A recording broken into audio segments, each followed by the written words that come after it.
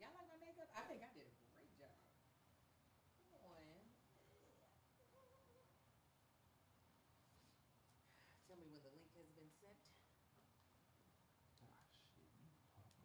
You need me to do you? No. Pull the damn string out. This is gotta hide the fucking nuclear physics degree to place these damn things. Let me put my stuff in Do Not Disturb.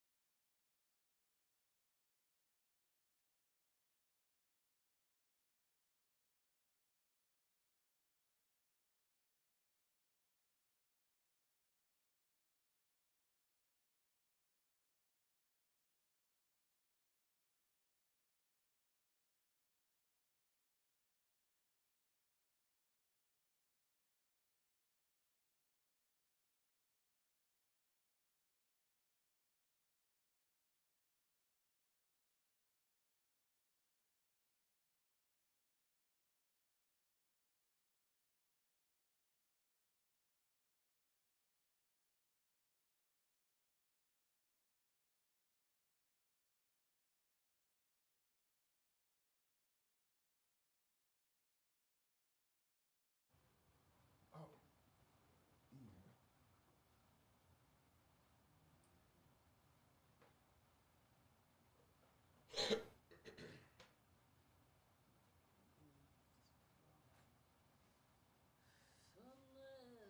Oh, we have to look over the sunflower seed. That's already on our list. We started it right when you were walking in. I got a couple things. I need some help with. I'm just going to compare it to what I negotiated for myself Okay.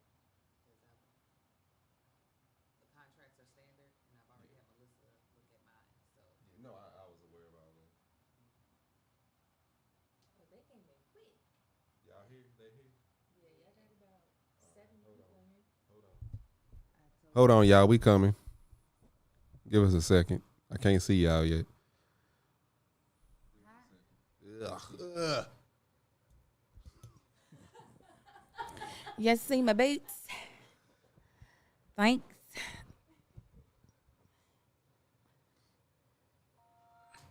Turn that down.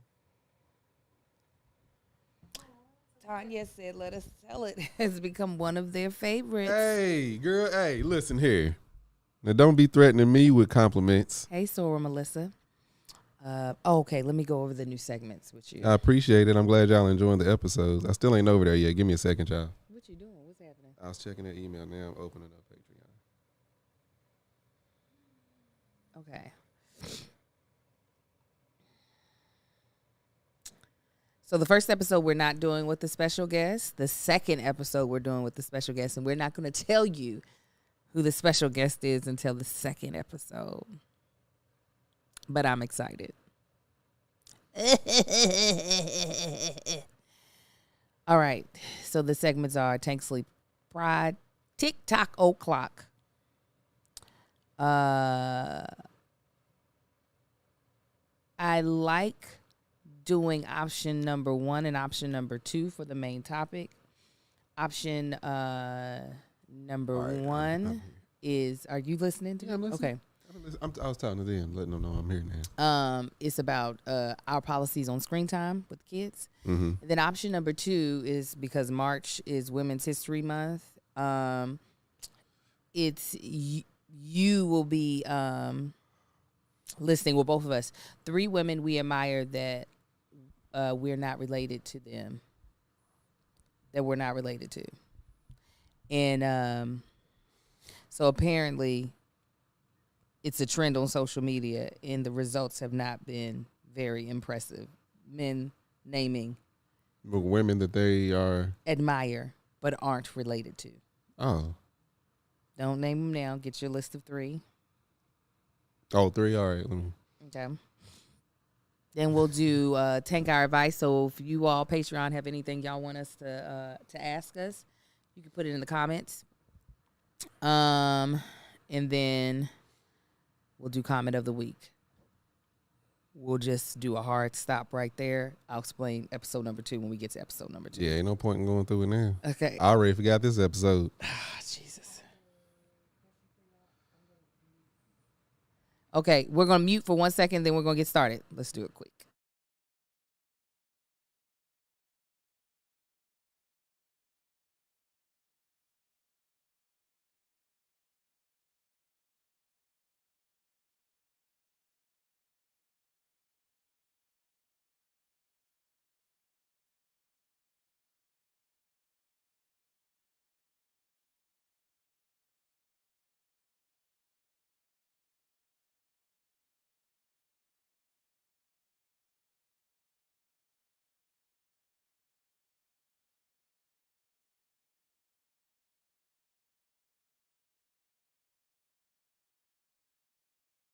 Yeah.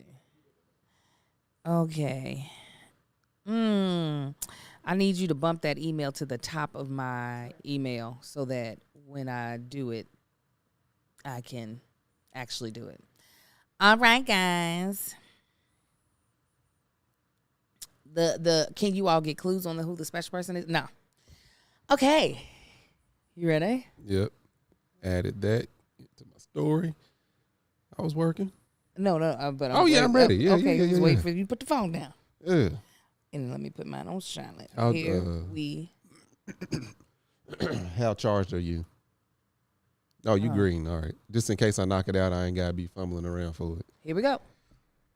What's up, everybody? What's happening, family? And welcome back to another episode of Is This Gonna Cause an Argument? My name is Angel Tanksley, also known as Angel Akita Moore, also known as That Chick Angel.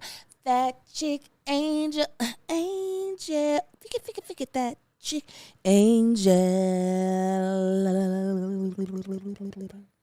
And I am joined by my husband, my boyfriend, my lover, my best friend, and one of the best hosts of podcasts you could ever get. You ain't got to go line and stuff.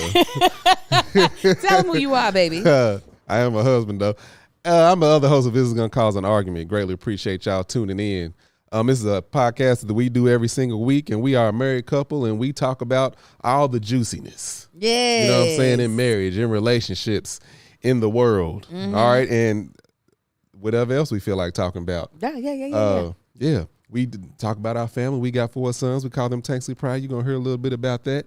And we are also joined every week by these wonderful people. Yes, they are wonderful. Glorious people. Glorious people. Oh, they mean the world to us. That is our immediate family, and they are in Patreon. They're watching us film this live, as they do a lot of stuff. They watch us film live, and you can be a part of that Patreon for the low of $5 a month. All you got to do is go to patreon.com/thatchickangel and join on, sign up. So just FYI, just so there's no confusion, our Patreon is who we call our immediate family. Oh, I didn't clear that up. You're right. Yeah, because you were like, we're joined by our immediate Yeah, family. immediate family. They in the Patreon. You understand me? So yes, as Marcus said, you can join our Patreon for the low of $5. And let me tell you, a month, or you can join for the year and get a month free. But let me tell you. Hold on, I didn't say my name yet. I don't know. Did I say my name? I'm Marcus Tanksley, a.k.a. Tank, the other host of This Is Gonna Cause an Argument. I don't know if you said it or not. Oh, well, that's who I am. I said I'm her husband. That's good enough.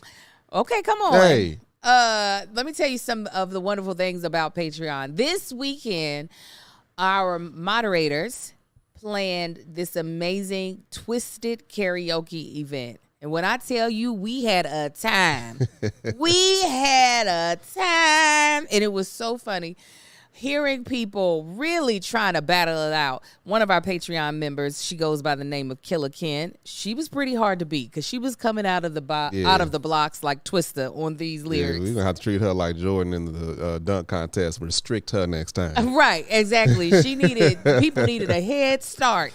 So it was a great time. I got to participate as well. I lost, but it was still great to participate and have the fun. So it's not just about getting early content. It's about getting exclusive experiences as well as exclusive, what are those things called? Discounts and early discounts, early sales. So go ahead and check out our Patreon. We're also joined today by an amazing sponsor, one that we have worked a lot with, and they are BetterHelp. We will tell you more about them later on in the podcast. If you don't know about them already, oh, you tearing up my hair.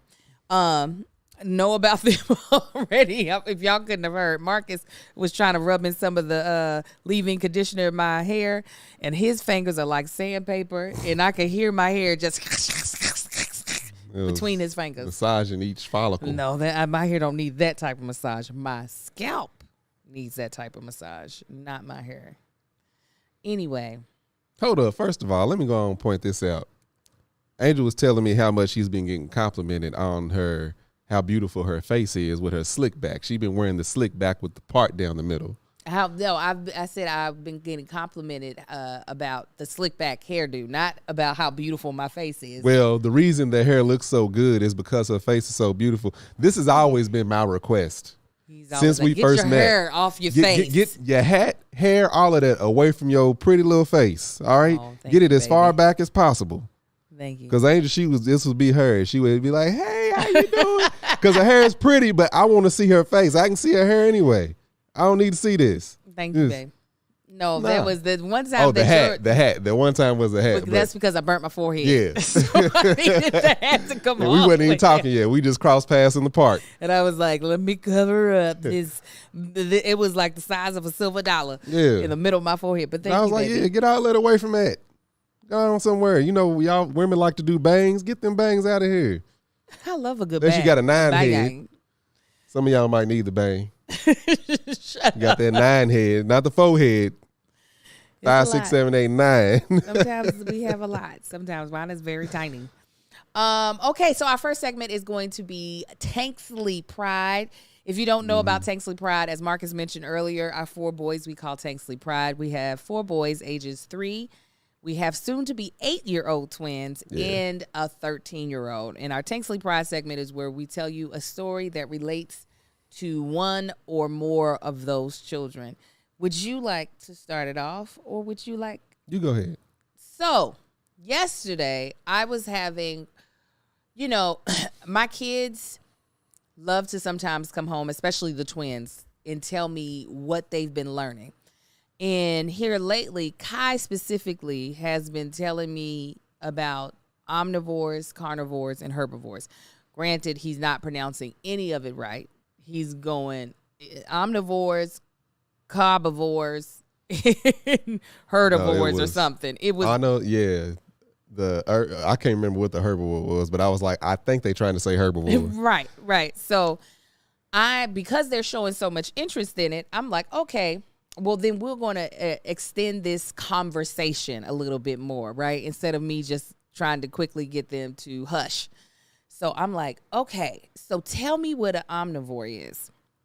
And I'm realizing, oh, none of this is really sticking because they're just guessing. They're like, meat.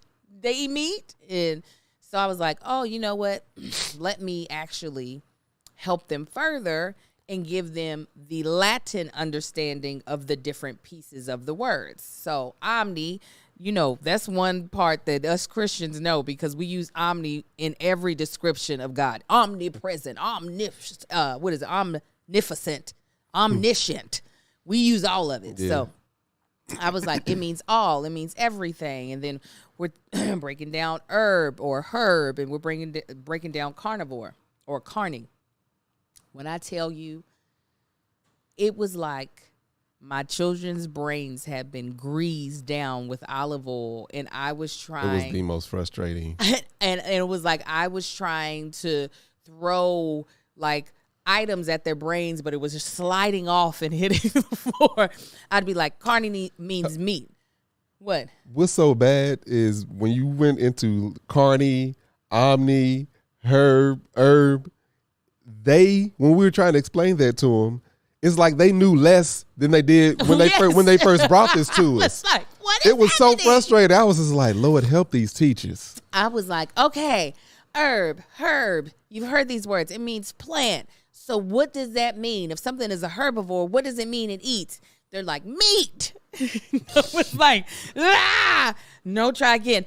Everything. I was like, if I'm telling you that herb/herb means plant, what type of animal would be a herbivore? And they would think, and they'd be like, meat. No, no, he said shark. That's what he said, shark. I said, Angel, give me the damn remote. I'm done. I can't do this no more. Shark. I was like, listen. So literally, it was the most frustrating thing and I was like, it looks like they're paying attention at times, but then when they say the things that they're saying, it looks like no, they're doing something else in their brains, and it's not listening. It's like they just excited to be in the conversation. I guess so. Just glad to be here. That's what it is. And I'm really thinking, oh my goodness, and especially because they are this man's children. Kai, I'm thinking because he's the one who brought it up to me, is really into and is going to really give me good examples of these animals. No. Terrible, I tell you. So Marcus tried to take over the lesson, thinking he was like, "Nah, Angel, let's take it from a different angle because I see what you're doing and it's good. But these is my kids. Let me try to take it from it. It was I gave up. I said, I'm gonna let you let me go back and finish what I was doing. So we eventually finished it up. But I'm gonna tell you what I said. I need to make sure I have eaten and that I am not in a rush. If I ever decide, let's just take time and talk over some things. However, this morning we had a whole nother lesson. We needed a whiteboard. I do. Would they have our whiteboard in the room? I'm saying when we did that, we should have just put it on the whiteboard. Today, Kai was asking about taxes. Getting this well, no. Okay, so what it was is that he saw a sign on the side of a restaurant that was looking for employees, and it was like $16 pay starting at $16.50 per hour. And Kai said, so for every hour someone works there, they get paid $16.50. And I was like, yes, minus taxes. And he was like, oh, I know what taxes are. And I said, what are taxes? He said, if you get something for free, the person who gave it to you still needs to be paid. So money is taken from your paycheck and given to the president, and the president pays those people. And I said, Kai has all the confidence. I said, Kai, that's actually almost really accurate. It's really close. And so I just went breaking it down. I was like, you see the streets, the sidewalks, the lights. I was like, all of those things have to be paid for. And I was like, it's not a specific person. I was like, they take taxes out of our paychecks to pay for all those things. I said, but it doesn't go to the president. It goes to the state. It goes to the city. And then I was like, and we also have to pay sales tax. That's when he was about to start frustrating me. Because I was like, I said, other than food that is not cooked that I get at a grocery store, most everything has a sales tax. I was like, so I gave him the example. If we buy a computer for $900, I'm going to have to pay $90 in sales tax in the state of California. Mm-hmm. And he was like, so things that you have to plug up in food you get at a restaurant, that's what you got to pay taxes for. I said, everything but. Everything you legally purchased. He was like, so food at a restaurant. I was like, Kai, don't you make me repeat myself again. But, just trying to spend more quality time with the boys can be frustrating. What's your, actually, before you go into your Tanksley Pride story, let me tell you about our first sponsor, our only sponsor for today's episode. This episode is sponsored by BetterHelp. So one of the things that I appreciate about my upbringing is that I have been on a lifelong process and journey of getting to know myself, right? And really feeling comfortable in myself. However, one thing that I probably didn't realize at a younger age is that I'm always growing and changing. And maybe there are certain things that I thought about myself that I no longer align with how I feel, right? Well, therapy is about deepening your self-awareness and understanding, because sometimes we don't know what we want or why we react a certain way until we talk through things.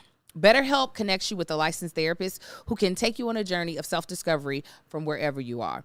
I had my first session back with my therapist actually this past week. And one of the things I was telling her is, like, I can feel myself starting to, I don't want to say get sad or depressed, but I wasn't feeling great about myself because I felt like there were certain things that I just weren't right in my life. And so we talked through it, and we came up with an understanding of why my feelings were the way they were. And she was like, what's great is that you are being very self-aware, because when you're self-aware about how you're feeling about things, she was like, we don't want to dismiss our feelings because we can actually take action in order to be able to feel good about our situation. So literally, that absolutely changed how I started approaching this week. We're recording this on a Monday. So like literally this morning, I was able to approach my week completely differently than what I had in the past couple of weeks, which has already got my day started off great. I feel a lot better about the outlook of my personal life, my professional life. So I just can't recommend therapy enough. If you think about starting therapy, give BetterHelp a try. It's entirely online, designed to be convenient, flexible, and suited for your schedule. Just fill out a brief questionnaire to get matched with a licensed therapist and switch therapists anytime for no additional charge. Discover your potential with BetterHelp. Visit BetterHelp.com/argue today to get 10% off your first month. That's BetterHelp, HELP.com/argue. Argue. All right, babe. What is your Tanksley Pride story? Since you already did the twins, I'll do Amar. Okay. Like Angel said, these are my kids, and they are showing my personality traits more and more. Amar, like the way he pays attention to stuff is scary sometimes. Like a lot of times when I'm doing certain things, I have to hide the fact that I'm doing it. Like, he was messing with something he's never done before, messing with the outlet on the side of the countertop where the bar stools are. Mm-hmm. He went and started messing with because he saw me swapping out one that has USB ports. Uh-huh. And I was just like, no. I said, Mar, don't touch. I had to give him the whole thing of, because that's the first time he's never messed with that thing at all. Mm-hmm. And so he's messing with that. But like today, I'm driving. And I've never explained this to him at all. Uh-huh. So I'm driving and it's, it's wet outside. It's raining again. So I have driving modes on my truck. So I went over to the dial and I switched it over. I usually put it in conserve to, save gas. I put it over to slippery conditions. So I did that, and we just sat there riding, and he goes, Daddy, you put it in fast? You press the fast button? I was like, my first thought through my mind is like, how you know this even got a fast button? Mm-hmm. But two, how do you know that dial does anything? Right. Like, where did you get that from? Mm-hmm. But see, yeah, like the way that he's been able to, since he was able to walk, he's been able to figure out childproof locks and doors. Yes. Just because he will, and Kai used to do that. Kai and I used to do that. Would pay attention to, I can't get in there, but the next time you get in there, I'm gonna be watching you. I'm gonna be watching you, and I'm gonna do it. Yeah, do it just like you. Like he has 2 swords. They plastic swords, and when we first got the one, before he started just asking us to open it, the pantry door, I would see him get the one sword, press the button, and then get the other sword to pull the door open. I'm like, you using tools now. Like, right. I'm surprised that that's the only way that you want to discuss that he's turning out to be like you, and not how he is very mechanically inclined. You know what I'm saying? All of them very mechanically inclined. They know how to figure things out. Mm-hmm. I mean, he gets other stuff from both of us. But as far as them being innovative in that matter, those are my kids. Moving on. I thought you were going to talk about how you got my baby in the house cussing. You got him in the house cussing. No. The times. Okay. Yeah, go ahead. Okay. I'm going to say this. I'm going to say this. Say what you're going to say. And you shut your mouth. Angel said she admitted that she's been the epicenter of the kids cussing. No. I've admitted that I have been blamed. Didn't I say shut your mouth? And that's what Amar says to me too. Shut your mouth? He be telling me. I don't tell you shut your mouth. Yes, you. No, I don't. You've said I just tell you times. to shut up. He ain't told you to shut up. Yes, he's told me to shut my mouth. No, I think he's heard you tell the twins that. Mm-hmm. Go ahead. They tell each other that. Anyway, I had 2 bad days back to back this week. First time and only time Amar has ever heard me say a bad word around him. However, all these kids grow up with Angel cussing. First of all, nobody can throw out threats like a black mother. Just get to why when you. It feels like you're going around the topic. Just go to how you had our baby cussing. 2 different times I was telling a story. I was recounting what happened in the story, and both times you were retelling. Both the story? times. So the first one was. I said that the little boy said I was tall. That was the second time. Okay. The first time I was talking about on what I said on the podcast. I was telling you a story about what I said about people not minding their business. Don't let us tell it. And I was like, I just told them, you all in everybody's business, shut the F up. Yes. I forgot he was even in the room. Per use. Oh, whatever. And then what does little Amar start saying? Shut the F. But he was saying the actual word up. So he said it like 3 times. So me having to deal with this so much from it coming from Angel, no. I was like, don't draw attention to it. Let's just change it up. Let's switch it up. Draws attention to something else. Angel's like, wait, what you saying, Ma? Let's do it. Say it again. See, that's why you need, regardless of how bad one parent is, you always need somebody, a good parent. The very next day, you would think you learned his lesson. The very next day.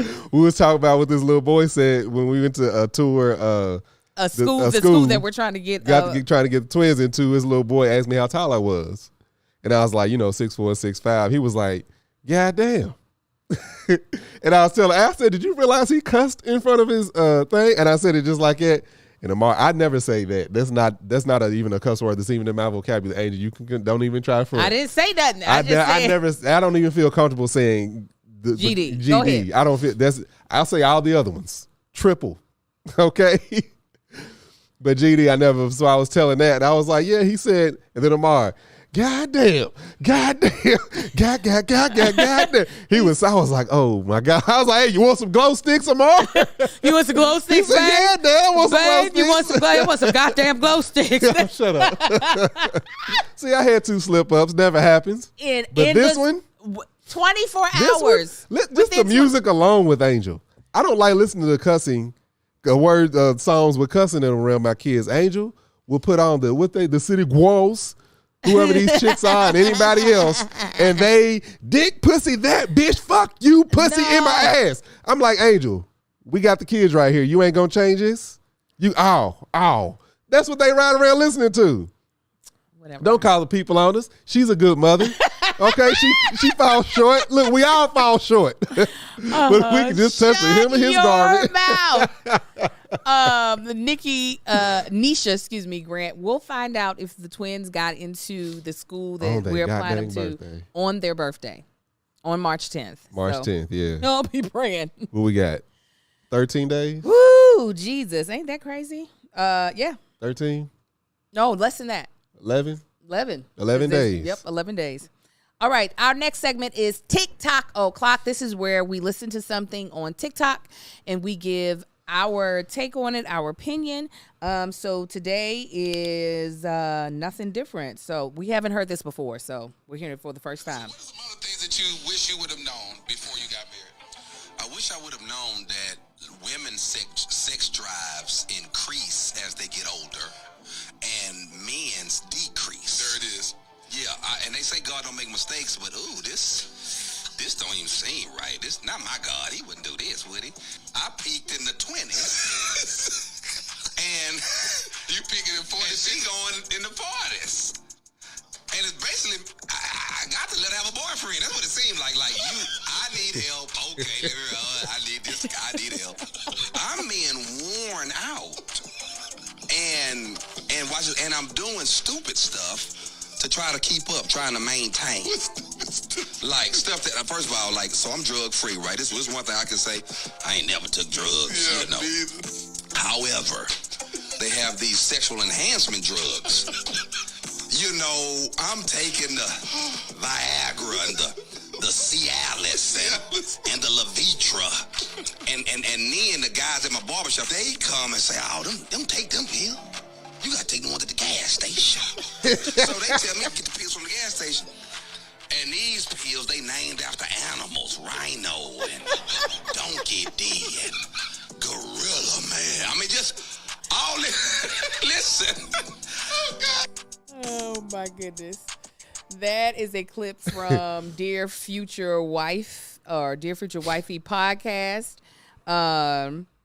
So, okay. And the episode is titled Things I Wish I Knew Before Marriage. So, let's give our take on it. I have not experienced that as of yet. No? No. Yeah. I think we're as even as we have been. I mean, yeah. I feel like we're I mean, in relation to each other, it's the same. Like, meaning we both decreased, but we decreased at the same amount, meaning it's usually me asking. Right. It's always been that way from jump. Now I've checked my Anisha again. I've had my hormone check. I had a check when I had alopecia.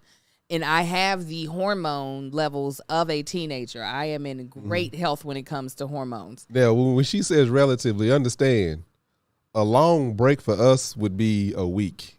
Yeah. To where most people would be like, oh, it's been a month. Like, a month? I ain't did that since we was celibate. No, if it's been a week, something's wrong. Yeah, no, that's like a long, like, if we go Monday and it's Friday and ain't nothing happened, it's just like, so is this anything we need to talk about? Are you okay? Right. Did something happen? All right. What's going on? Like, that's a problem. So relatively for us, we have both like decreased in that aspect. But it hasn't been like. I think a part of it, you know what I want to say? I think a part of it is most women, I believe, and I could be wrong, correct me if I'm wrong, by the time they're in their 40s, they're in a good stride when it comes to their career. So they're not potentially having to work as hard at their career. They're excelling in the ways they want to. They have a handle on whatever the heck it is that they're doing. That is not the case for me. While I am excelling, because the landscape of what I do is ever changing, my mental capacity is even more taxed than it was in my 20s. So I feel as though maybe we would be saying something different if I had a traditional job. Yeah. Where I was now at a more of an executive level where it was more about overseeing the task that was happening and making sure there was a clear vision for whatever the job is. I possibly would follow more of what this man is saying, but because of how our job situation is set up, I am entering probably more uncharted territory for myself than what maybe a lot of women in their 40s would be. Yeah. And that's something like I've especially heard men talk about, like, once they hit the 40. I've been paying attention to myself. Mm-hmm. I'm like, that's something I dread. I can't imagine something worse than wanting to do it and can't. Yeah. Yeah. But I've heard people talk about that, and even just in marriage in general, you always, a lot of times you hear the negative more than the positive, but in marriage they always say, oh, if you married, it ain't this, it ain't that. It's like, that's something we have not experienced. Yeah.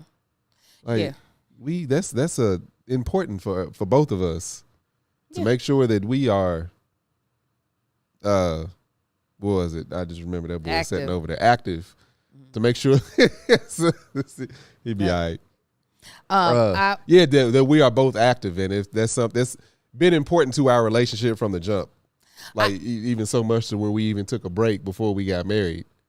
Yeah, I also think somebody just mentioned it. For a lot of people in the Midwest and out east, their kids are all in high school, middle school, and high school, or graduated at this age, or even college at the age that I'm at. Yeah. I'm about to be 43 years old. I have multiple friends who have kids graduating from high school. We got godchildren in college. Yes, and their parents are our age. So, I think also because we have younger kids, it makes it a little more difficult for that to be the case. Yeah. So that's our stance on this TikTok clock. Let us know how you feel about it. If you're 40-year-old woman plus. Sandy, hurry up and get back in here. She got to go take some work calls. If you're a 40-plus-year-old woman, if you've noticed that your libido is all of a sudden, as Lamar said, you press the speed button. Yeah. No, the fast button. You press the fast button. Or if you're more like me and you're like, no, that's not what's happening yet. I mean, I look forward to that day. And she ain't by no means slow. Well, thank you, babe. It ain't. But I look forward to the day. Me too. All right, our next segment is our main topic of the week. So we're actually going to be covering two. The first will be dealing with how we approach our children as far as in technology.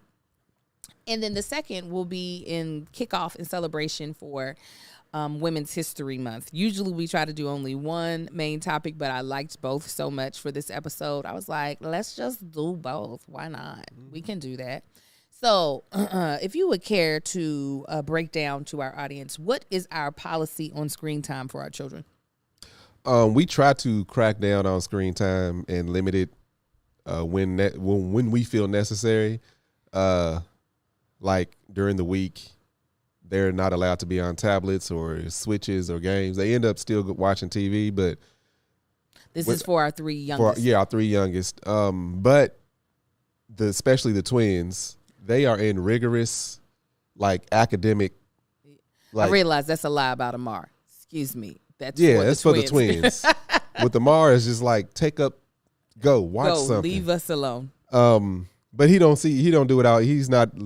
He ain't touched the screen the whole time he's at daycare, and he's there from anywhere between 7:30, 9 o'clock to sometimes 6 o'clock. Yeah. There's no technology for real. They sometimes play videos, play a Christian video on the TV, like music, but for the most part, they don't interact with technology at all during the day. Right, but the twins, they don't get anything during the week. They do watch TV. However, the twins, a busy day for them is mainly Tuesday and Thursday. They go to school. They're at school all day. They get out of school. They go to tutoring. They're in tutoring for 30 minutes to an hour. Then they get home and they do homework.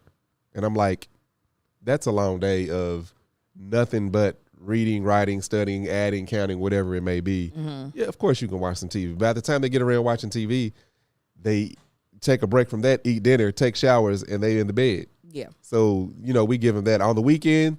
Because they have such a rigorous schedule, they still have tutoring and homework that they do on the weekend, but we still let them, they tablet switches. It may be all day Saturday and Sunday. I'm not proud of it. But if we don't get them out of the house, they will be on. Yeah, if we don't get them out of the house. And that's something I try to like go out front, play basketball, or we ride the bikes through the neighborhood but that's something I'm working on as a parent of trying to be more active with them, because a lot of times I get busy, and when I'm not busy, it's like I just want to take a break. Yeah. I want to rest. I don't want to have to ride around and keep them alive because they ain't paying attention on bikes, throughout the neighborhood. But yeah, so that's pretty much how it goes. And then the oldest, I know he sneaks in games and stuff frequently throughout the week, but because he found a loophole. He can't have his tablet. Right. But he can have his cell phone. So he just didn't download the games on that cell phone. No, I didn't even walked in on a couple times doing his homework, and I noticed that switch over back to work, and I'm like, I see you. Yeah, I see you. Acting like you can't hear me. But I mean, as long as there ain't nothing falling off as far as, academically, which is not, he's doing excellent. I don't have a problem with that. We all do little sneaky stuff. Mm-hmm. I think our biggest thing that we, more so than the actual screen time, it is the content in which they are being exposed to, which is harder and harder to what's that word? To monitor. Mm-hmm. I was gonna say mitigate. We try to be very strict on the games in which they are allowed to play. This goes for specifically the twins and little Marcus. Amar is definitely playing games that are too old for his age, but that's because he's watching his brothers play it. Yeah. So it's kind of difficult to be like, oh, you can't play that and you can't see it when you can legitimately see it because it's right beside you because your brothers are playing it. So we try to have a strict policy about the amount of violence that is inside of the games. Little Marcus had it probably the strictest because he was the first. So it was easy to keep other things from coming into the house that weren't age appropriate. Right. Now that he's 13, we allow him to play things that are appropriate for ages 13 and below, or 14 and below, maybe even 15. So his brothers sometimes see it if they're in his room. Right. But even still, because I don't know if it's just his personality or the way we brought him up, is like he's still not interested. Even if he plays, what is it, Fortnite and Call of Duty or something. Call of Duty and stuff, I'm sure he's played them before, but he's not into those. And it's like, I remember before, I think he was probably Amar's age. This is one of the times I went to a barbershop out here, and some kids, they had it on the game, and some kids, fathers was in there getting their haircut, so the kids was playing. And the scene I saw, I was just like, y'all good with y'all's kids playing this? Like literally, the dude like climbed up a ladder and snuck in like the spot house, had the sniper. And the dude like walked up behind him and grabbed his head and slit his throat. I was like, no, when I was coming up, it was like the most violent game you could play was Mortal Kombat, which is like fantasy violence. Yeah. You ain't gonna walk up and grab nobody's head and lift it off their shoulders, but you can definitely walk up behind somebody, grab a knife and slit their goddamn throat. Yeah. You ain't gonna grab somebody and electrocute them like you do as in Mortal Kombat back then, but you could definitely take a gun and pop them in the head 3 times. That wasn't in Mortal Kombat. Yeah. So it was like the amount of real violence. I was just like, and these kids I think they were around his age at the time. And I was like, nah, I'm not good with this at all. So not exposing that to him, I think it's important that people don't expose kids to that stuff too early. Right. Because then they get desensitized to certain things. Absolutely. And that's the last, in my opinion, that's the last thing you want. So now he understands, he knows, like, if he wants to play whatever he can, but he knows, like, his brothers, what they can't see. You know what I'm saying? Once he was of age, I played some Mortal Kombat with him, and tore him all up. The game, I can't remember the game. It was this Disney game that we had gotten him when he first got into playing video games. So it was all like it was all very unrealistic physical contact. Like if your person Grand Theft Auto rape scenes and stuff. Oh, like, yeah, they have prostitutes at Grand Theft Auto. I'm like it's a bit much. The Disney game that we used to let him play, like if your character accidentally fell off of the thing, their body would fall apart in little pieces. Yeah. Like it wasn't anything. There was no blood. There was nothing like that. Disney Infinity or something like that. Yeah. But that game was fun. It was very fun. We collected so many of the characters. But the biggest thing right now that our kids are into, which somebody put in the comments, is the Roblox. It is very, very, very popular right now for their age group. But we had to put restrictions on that because Roblox allows you to communicate with people that your children do not know. Yeah. So we had to disable all of the chat features. So when they're in game, they cannot communicate with anyone. When they're out of game, because like Roblox is think of Roblox as a universe, and games are different planets inside the universe. Yeah. So when they are not in game, they are able to talk to people that they friended, but the only way to friend someone is to know their username. Yeah. So they have like friended their cousin Micah, a couple of their friends from school, their brother, a couple of their brother's friends. Yeah, I had to let Kai's mother-in-law know. You are stupid. That because when I found out they switched information, I was like, just so you know, because that's when we found out. Yeah. Because we was like, Marcus, what is this? He was like, we Right. was all like, why are they able to talk to people? So Kai's mother-in-law, that's the only way I can refer. I don't even know the young lady's name. Don't you do that? Quit marrying off my child. The mother to the Kai's friend. Uh-huh.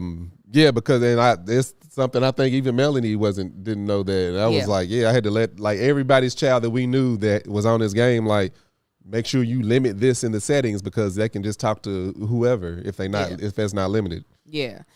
So trying to make sure that our kids aren't exposed to people that we aren't aware of, and they're not exposed to a lot of different violence. The where things get a little more difficult. So on Roblox, there's also a setting where the games that they are allowed to even engage in have been rated appropriate for a certain age range. So I think it's like 9 and under.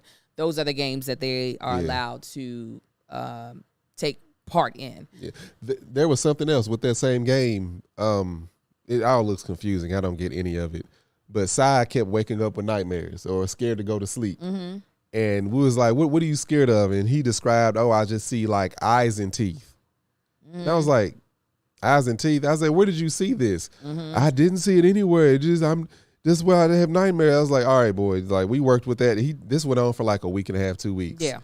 And finally, one day, I saw one of them playing, and I just like kind of glanced over at the screen, and I see this bright flash, and it happened like a strobe light, happened real quick, and it was literally like black eyes, like just eyes and like teeth. Mm-hmm. And I'm like, I said, no, whatever that is. I said, what was that? What was that? What setting was that? What monster was it? Had to figure out what it is. It's like, that's something that apparently you can't handle that.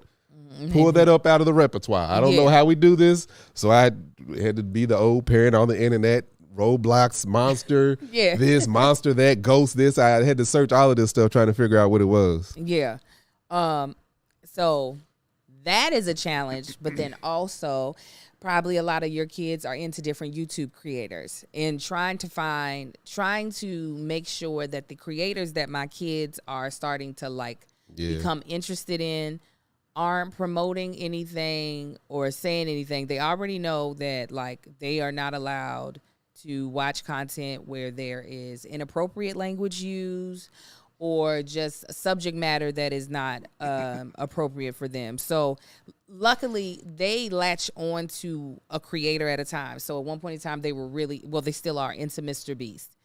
Mr. Beast, if you all don't know, he's a young white man who started doing YouTube in high school and a lot of the stuff that he does is more like creating a fantasy around adults. So like trying to win $1 million in the lottery by buying 1 million lottery tickets, playing hide and seek, but the cash prize is $100,000, and he's rented out an entire compound. That's what people are saying, and these YouTubers be loud, and it pisses me off. Yeah, the YouTubers they be just screaming. yell for no reason. There's this one dude that I'm not really feeling right now. His channel is unspeakable.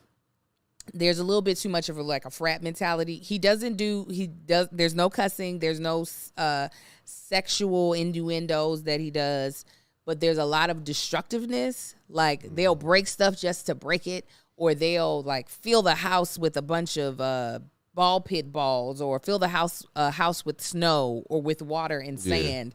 Like they asked one boy, "I see if you can hang from the ceiling fan," and the guy jumped up there. Of course, the ceiling fan broke. And I was like, see, I don't like it. I don't like that whole, we're just going to be destructive for the sake of entertainment, because that also feeds into your kids' like psyche of, oh, this is what's considered fun. I'm going to break things that are considered valuable to a lot of people. I'm going to do things that are excessive because I have so much, I'm of such great privilege that when I break something that is new, it means nothing. Right. I was like, I don't like that. I can't stand I hate that. Marcus is talking about annoyances. He's not talking about. But you don't say what follows that. What the heck? But what the heck ain't the actual term. It's like people saying, oh, ninja. No. Yeah, you're right. The meaning behind it is. And the meaning, I'm like, and granted, they don't know the meaning, but I don't want y'all to say anything close to it. And I'm like, hey, don't say that at all. What the? Yeah. Yeah. So like that's somebody I'm about to be like, I don't want you watching him anymore. Amar is a harder one because he now no longer wants to deal with his own apparatus. He wants to be on everybody else's. And it be the same stuff. But the problem is that Amar's restrictions on his apparatus are tighter. Yeah. So I typically don't have to worry about what he's watching. Let me tell you what done pissed me off. Amar usually has me search Lightning McQueen when he gets on my phone, right? Makes it simple. I noticed there was some Lightning McQueen videos coming up, and there was like a lot of destruction. It would be like characters that don't belong with Lightning McQueen with swords and stabbing stuff, and it was just getting crazy. And I was like, what is this? And then I see it's some creator that this is what they create. It's like it's like mixing children's stuff with stuff that should not be with kids. So now I can't even search Lightning McQueen because his stuff keeps coming up so high. I have to do Lightning McQueen cartoon. Yeah. To get him out of the algorithm of my YouTube. His was easy because it was like Coco Melon. Yeah. Then after that, it was I can't remember the other one. Then it was Lightning McQueen. It was something he used to look. It was all colors and numbers. Yeah. Can't remember what it was, but That's it was how he always learned his colors. It was always trucks and cars, and they'd be all different colors. And that's how he learned his colors. Yeah.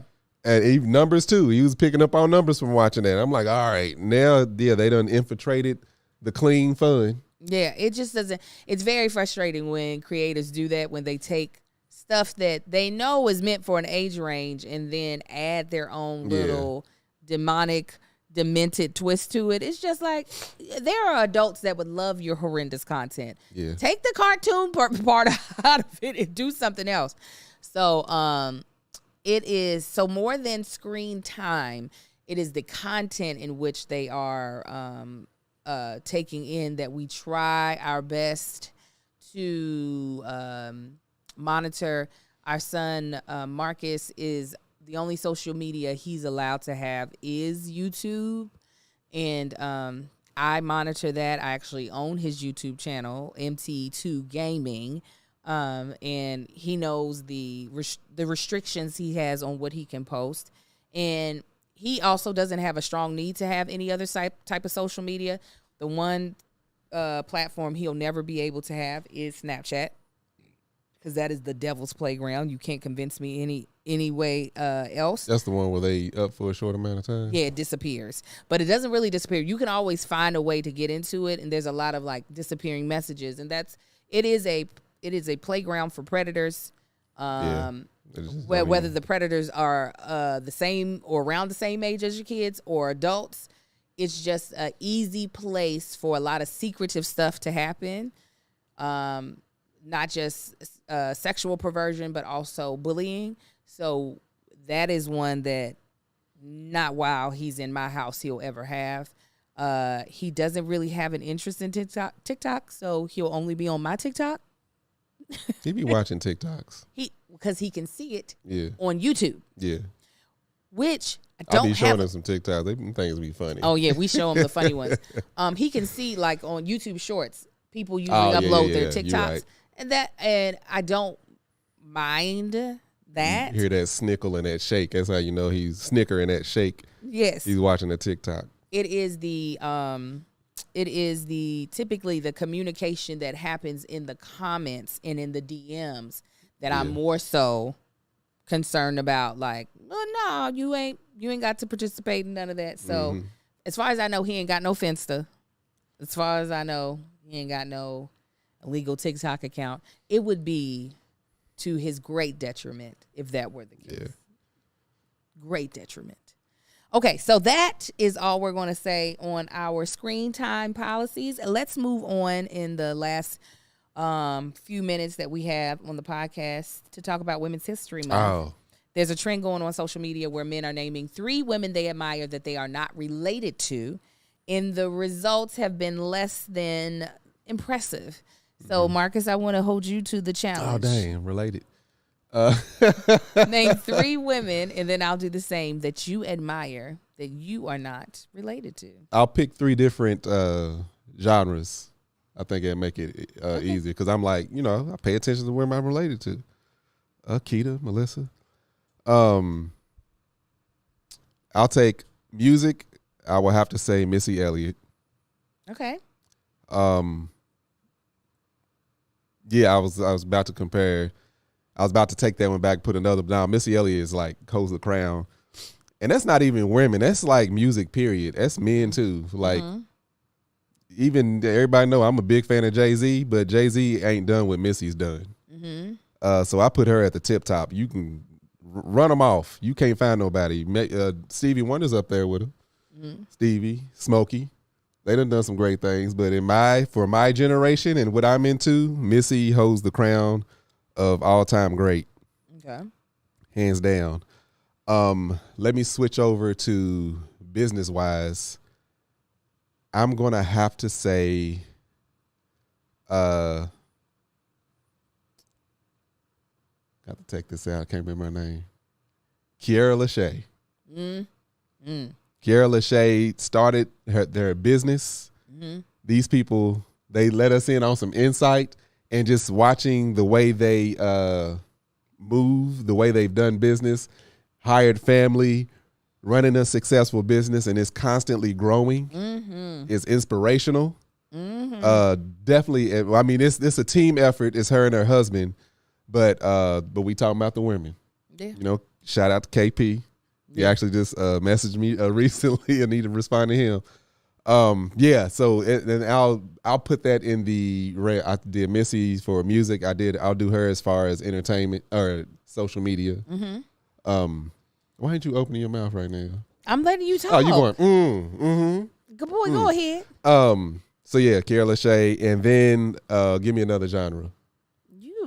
I'm not helping you with this. No, because I don't understand why this is hard for dudes. Just give me another person. Who else? I'm trying to think of a different genre. It doesn't matter. Yeah, so I can pick the same genre again? It does not matter. It does not matter. I would say somebody say gasms. Y'all stupid. Don't look at them. I guess I could say I could stay with social media. Should I stay with social media? It doesn't matter. Name your third person. I want to pick a different genre. All All right, sports. I'll go with sports, and I would have to put, of course, I feel like it's an easy one, but I'll have to go with her, Serena Williams. Okay. Because she surpassed again, surpassed all the men. Who's touching her? Olympics, golds, World Cups. Ain't nobody touching Serena. You know, Pete Sampras, no, ain't nobody touching Serena. I would put her against any man in the league, and all that she's done, the where she's gotten in her career, where she started from, where she's at. It wasn't a place of privilege like a lot of these people start off from. You know what I'm saying? She dug her way, climbed her way to the top. She done made herself a sex symbol in the process. She done did it and also been strong doing it. Like strong as far as being good at the sport and not just a visual, what do you call it? Not just been a visual. She's been the thing. Like she's been her. You know what I'm saying? Yeah, that's my 3. My 3 would be the Honorable Ketanji Jackson Brown, or is it Brown Jackson? I might be flipping her last names. Supreme Court Justice. I just can't imagine all she had to go through to man to get to where man, come on. I said it right, Brown Jackson. To get to where she is. I couldn't think of her name. I thought it was just a beautiful moment to watch her become Supreme Court Justice. And, you know, I don't know when we'll see something like that ever again, but I would have said Michelle Obama because I will cry the day I meet her, but I wanted to, I felt like that was an easy pick. So we're going to say the Honorable. That's what I didn't want to do Jackson. Was easy picks. Yeah. No, I get it. That's like I could. The second would be when you got other than hers, Mother Mary. The second one would be my sans Keisha Raspberry, who is one of the executives at Brown and Forman. Brown and Forman is responsible for probably a vast majority of the liquor that people ingest. 90%. Jack Daniels, Corbel. What's the name Bacardi? of that tequila? I'm sure. There's a tequila that I can't think of right now. Anyways, this is how dope she is in that business. We went to an event, not for their company. We went to a what's the name of the black Uncle Nearest event. And there was a guy at the table who was like, "Oh, I have a friend here who works for Brown and Forman." I said, "Oh, then he knows my sans, Keisha Raspberry." He was like, "Oh, yeah, maybe, possibly." I was like, if he's a the black dude that man, we were sitting beside said, I was like, if he is a person that works there, he would know her. And he was like, "Oh, okay, yeah." He was still kind of trying to downplay it. So we go over to the dude, and we meet him and his wife. They were super nice. And I said, "So you work at Brown and Forman?" He was like, "Yeah." I said, "So you know my soror, Keisha Raspberry?" He said, "Oh, she's the queen. She's basically running the place." Yeah. I said, "I'm glad Keisha ain't no that joke. you understand who she is." I said, because your friend wasn't getting it. Yeah. Your friend wasn't getting it. For those that don't know about like the tier and everything, if Brown and Forman were gas stations, they would be Exxon. Like Exxon owns most of the gas stations that you see. I think the only one Exxon don't own is possibly Shell and maybe BP, but I think Exxon may even own them. Like Brown and there's nobody above Brown and Forman when it comes to alcohol distribution and sales. Yeah. And she is damn near the CEO at this point. Yeah. She's it don't get no better. I know y'all want me to name Beyonce because I always name Beyonce because I love her That's to an death. easy one. But I'm actually going to name her mother Tina Knowles. You stupid. And this is the reason why. This is truly the reason why. Not only has she created two monsters when it comes to the arts, Beyonce and Solange, and as well as been a huge part of rearing Kelly Rowland. I really have been watching, like from afar, obviously, how she has been handling the scrutiny that her eldest child has been under after announcing her tour, after being called a witch, after being called demonic, all the stuff, even how she handled when that whole elevator thing happened with Solange and Jay-Z and the video being leaked. And specifically this current situation, I've watched like the stuff that she's posted and how I don't know, as being a mother myself, I'm very protective of my children, as I'm sure she is too. I am a mama bear, but how she has, like, I see her post and how she posts certain things about her daughter to try to get people to see that, like, I don't know who you think you are, but I know the light that's within my child. And just because you don't agree and just because you feel some sort of conviction does not mean that what you feel is truth. It's actually truth. This is you making assumptions because you can't deal with your own spiritual walk. And I can only imagine how much probably hurt she feels for her child to see someone who she's watched work tremendously hard, who had to kind of step out on her own and relieve her father of management and still continue to grow her brand. Mm-hmm. How her as a mother is having to deal with all of this and being someone, you know, her mom's in the spotlight too, of how trying to handle that with grace. I just could not imagine God ever giving me that much grace to not blow up everything. The shade room would be posting my responses. It would not be, oh, that's right, Mama Tina. It would be like, that chick Angel is a hood rat, if you did not know.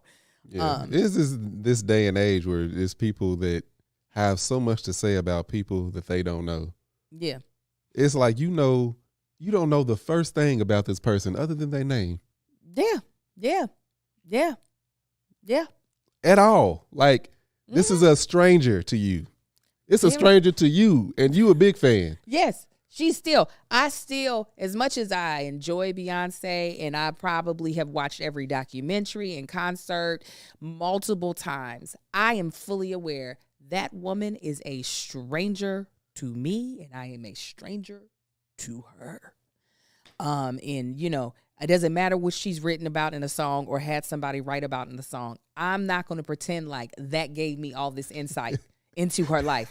Songs are fictitious a lot of the time. I don't even know. Like, I've only heard the backlash and heard about the backlash stuff that, like, she's gotten when y'all said, you know, I want to thank God. People like, what God she thank? And I'm like, oh my God. And this ain't just Beyonce. This is anybody. It's just like, this day and age is like where people are able to put their opinions out and it be read, and they're able to find their community of people that think like them. It's hilarious to me. It's crazy. I find it so fun. I'm like, where y'all getting this stuff from? From their minds. And so my hat's off to her. I just don't know how she does it. I really don't. Okay, let's go to Tank Our Advice. Tank Our Advice. We got this from our moderator, Shay, a.k.a. Sam. Well, that's actually her name, Samantha. Do you all think there's a correlation between women becoming more confident in older age that ties to having a bigger sex drive? I'll say my piece and then you say yours. Yeah. I think it has a little bit to do with it. I really think a lot of the times, at least for me, and when I talk to other women, our sex drive can easily be dampened by all the mental things happening. And in a woman's, as she approaches middle age, she's typically dealing with career stuff. She's dealing with children. And she's dealing with managing her relationships, whether it be marriage, friendships, all that stuff. I feel like things begin to settle out when you are older, where there's not a lot of drastic changes happening. There's not as much to juggle. Like, you don't have to juggle so many things. So that allows your mind to be open to relaxing and having like sex actually fill in some of those spaces, where I think a lot of times that's the one thing that doesn't necessarily help anything but the relationship between you and this person. Obviously, sex has other health benefits, but it doesn't necessarily help you manage your job or your job skills. It doesn't always help you manage your friendships, navigating them. So because it's not a direct connection to those things, it can sometimes fall lower on priority list. You go ahead. And what was it? It's Does older and becoming more confident. Okay, yeah. So for me, I think becoming more confident comes with experience. I don't know. As far as a woman, I can't speak on that. But as far as being older and having more confidence, it comes with experience. You begin to put things in perspective. You are able to put things to the back burner that you realize don't matter anymore. Yeah. Versus things that do matter. And experience comes with living life and different things that you've done. This is like, just for me, being on social media and posting. Yeah. I do that with a lot more confidence versus I used to. I have to go to angels like, is this okay? What you think about that? Is that okay? And it's just like, no, I don't even think about it and post it because it's from experience. As far as, a woman and living life and having, higher sex drive, can't speak to that, but anybody, not just a woman, would have more confidence the more experience that they have naturally. I agree. I very much so agree. So now we're going to move to the comment of the week, and it comes from our episode last week entitled Words That Last, and I think it goes perfectly with what you just said. It comes from viewer Snow Leopard to Lamore 1669. Woo! That took me a lot. You know who you are.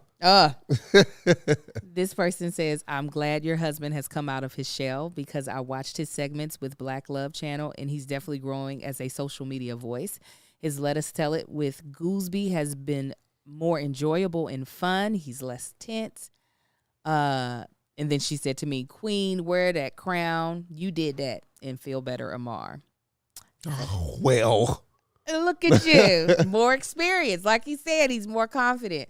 You too can have your comment read by engaging with our content, whether it be on our episodes on YouTube or with our content on our social media channels, specifically on Is This Going to Cause an Argument on Instagram, as well as I post a lot of the videos on my TikTok. So leave us a comment and yours might be read next week. You can follow me on all social media platforms at That Chick Angel. Pretty much you'll be able to follow me. If that's not the handle, type that in and you'll find my my actual account. Obviously, you can leave us a review, rate and review us on Apple Podcasts. It makes us more discoverable. And you can subscribe to our YouTube channel, That Chick Angel TV, as well as Tanksley TV, where Let Us Tell It is uploaded weekly. Babe, where can they find you? Y'all can find me on Instagram at Marcus Ain't on the Gram, Facebook at Marcus Ain't on the Book, TikTok at Tank Don't Talk. Y'all can find my beard and body butter. Got to make some more at manshit.com. All you got to do is go to MANSHYT. Check that out. Also, the scented version is about to be on the website of that. And Patreon already knows. I don't know if y'all know. Tasting with Tank is coming back. It's going to be with a twist. So on Tanksley TV. So keep an eye out for that. I meant to tell you during the Patreon event yesterday, Shantae was like, make sure you all support Marcus and Man Shit, because maybe if we support him a whole lot, Queen Shit will eventually come out. There's a lot of things that come with making Queen Shit. They I don't know how to hear about it. They want it. All you have is look. They do. It's hard to make it consistent. I haven't figured out how to streamline it yet. And then I don't want to make a batch and y'all, oh, this is great. And you tell somebody about it, they order. It's like, what's this bullshit you done got me on? They want you to start trying. I've been trying. Look, Queen Shit's coming back. Scented version Man Shit, and working on the shampoo too. Beard shampoo, not for y'all's hair, because I don't know how to do that. I'm working on it, y'all. Leave me alone. You can also go to Shop Mama Likes to get purses, as well as head wraps will be uploaded soon, as well as some skincare. So be on the lookout for that. And until next time, Patreon, y'all stay, stick around because we're doing a bonus, not a bonus episode. We're doing a second episode that'll be uploaded the week after next. So Patreon is gonna get that right now. The rest of y'all, we'll see y'all next Wednesday. Y'all be blessed. Y'all have a good one, fam. Bye. Okay, so you just gonna end the record. Okay. So we are going to change shirts real quick and set up for the second one. I know some of y'all leave to go to watch Gin and Juice, but you'll see who our special guest is here soon. Victory, go ahead and mute us.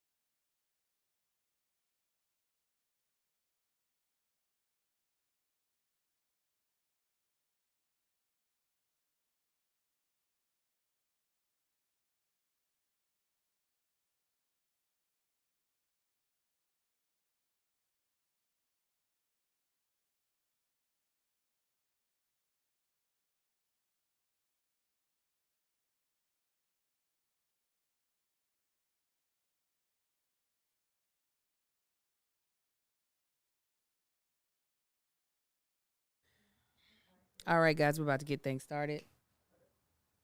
We're going to see which mic is working. Hello.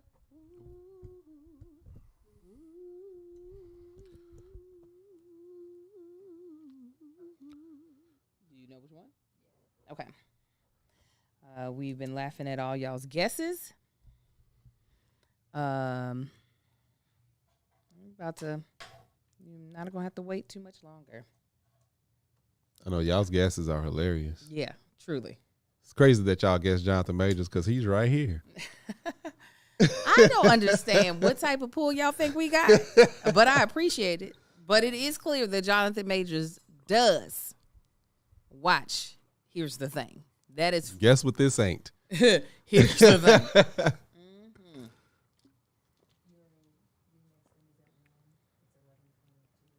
Yeah, we're about to get this party started. All right, you ready? Yeah. Okay. Yes, please. What's up, everybody? What's happening, family? And welcome back to another episode of Is This Gonna Cause an Argument? My name is Angel Tanksley, also known as Angel Lakita Moore, also known as That Chick Angel, That Chick Angel, Angel, That Chick Angel. You see that? I did that chop and screw. You did a stroke. I am joined by my gorgeous, talented, the funniest man I know, my lover, my best friend, my husband, and co-host. Tell him who you are, sir. I am the other host of This Is Gonna Cause an Argument, Marcus Tanksley, a.k.a. Tank. And this is a podcast that we do every single goddamn week, all right? Mm-hmm. What is wrong? What happened? Trying to remember. Because I was like, did I say my name already? You did. You all said right. your name. Hey, it's a podcast we do every single week, and we talk about pretty much anything we feel like it. But, hey, we give you all the juice and the tea on marriage, relationships, families, kids, jobs, careers, whatever else it may be. And we film this every single week. And we are joined by our immediate family, okay? And that immediate family is on Patreon. We call them our immediate family because they watch us do all the stuff live, all the things live that we can provide for them live. All you got to do is go to patreon.com/thatchickangel for the low of $5 a month. Be a part of that immediate family, that Patreon. Come on through. We have a good time. We just had an event this past week, or 2 weeks ago. 2 weeks ago. You tell them about it. It is... If you all could just see, it's like you know how you said Halo does that little thing when she needs to warm up. Oh yeah, the crank. Yeah. That is definitely what I'm watching you do. Is crank. I'll be like, he's got it. Does he? He's got it. Oh, I don't know what's going on. No, but we had a great event together with the Patreon this 2 weekends ago. And so it's not just about being able to watch us film this live. It's not just about getting to watch Here's the Thing live. It's also about building a community, and we would love for you all to be a part of that community so that we can call you our immediate family as well. So like my husband said, go to patreon.com/thatchickangel. For the low of $5 a month, you can get all this plus some. We are also joined by some amazing sponsors. Our sponsors are who help us make this podcast happen. We use our sponsorship money to pay for our producer and our editor for this show. So we greatly appreciate if you give our sponsors a try. The sponsors for today's podcast are Helix, Every Plate, and Trail Mix Games. We'll tell you more about them later on in the podcast, but we hope you stick around so you can find out. Now, what's been crazy about this episode, we're actually shooting this episode 2 weeks in advance, and we have a special guest that we have for this episode. We typically don't have guests. If you've watched us for years. Yeah, we've had 2 guests ever.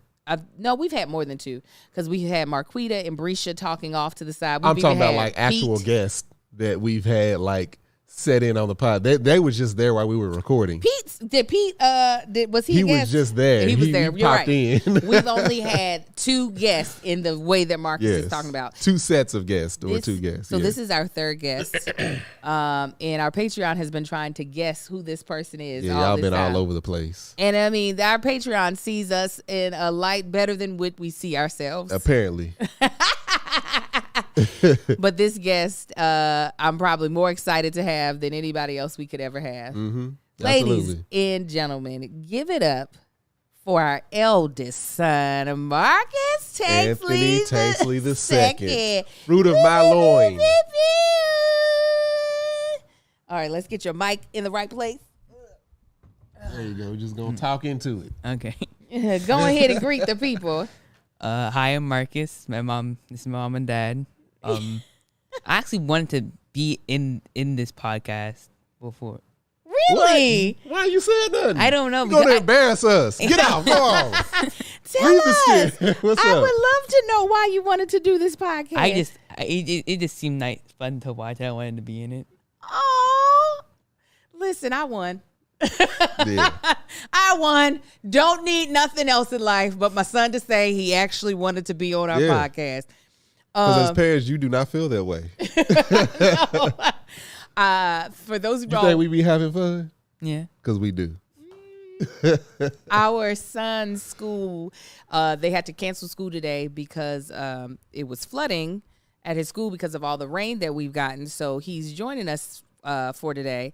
And I had told him last night, I was like, I think I'm going to have you come to work with us. He was like, great. I was like, but you're going to have to work.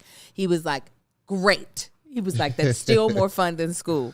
So I texted his dad today and I was like, yo, let's have him be on the podcast. And I'm so glad, like, because I did not ask little Marcus if he wanted to be. Nah. So my kids just be, other than Amar, they just kind of just fall in line with whatever's happening. So it's nice to know that you actually wanted to do it. Yeah. Did something right.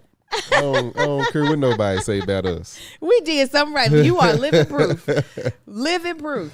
So we have a segment, Little Marcus, that we do on this podcast called In My Feelings. Mm-hmm. It is the segment that has been the longest running segment on this podcast. It is a segment in which we tell our audience what's got us feeling good and what's got us pissed off. So we'll start and then you can add your piece of it. Okay. Okay. Let me start. You go ahead, baby. I'm going to go ahead and start. Let y'all know what's got me feeling good. What? 2 weeks ago, I ain't bring it up the last podcast, but this podcast, I'm going to bring it up. 2 weeks ago, the Viola Davis reposted my post. Yes, she did. You understand what I'm saying? Yeah. Tagged me. Yes, she did. Tagged you. Hey, at Marcus ain't on the gram. Uh-huh. Pow. Yeah. Maybe she could relate coming home after a mimosa or two, or just out with the girls drunk, jumping all over Julius. Who knows? But hey, she posted my post. She did. Don't nobody make eye contact with me. Y'all call me sir at Yes. Marcus ain't on the gram now. Uh-huh. She did. Huh? She tagged both of us. She People did. don't do that.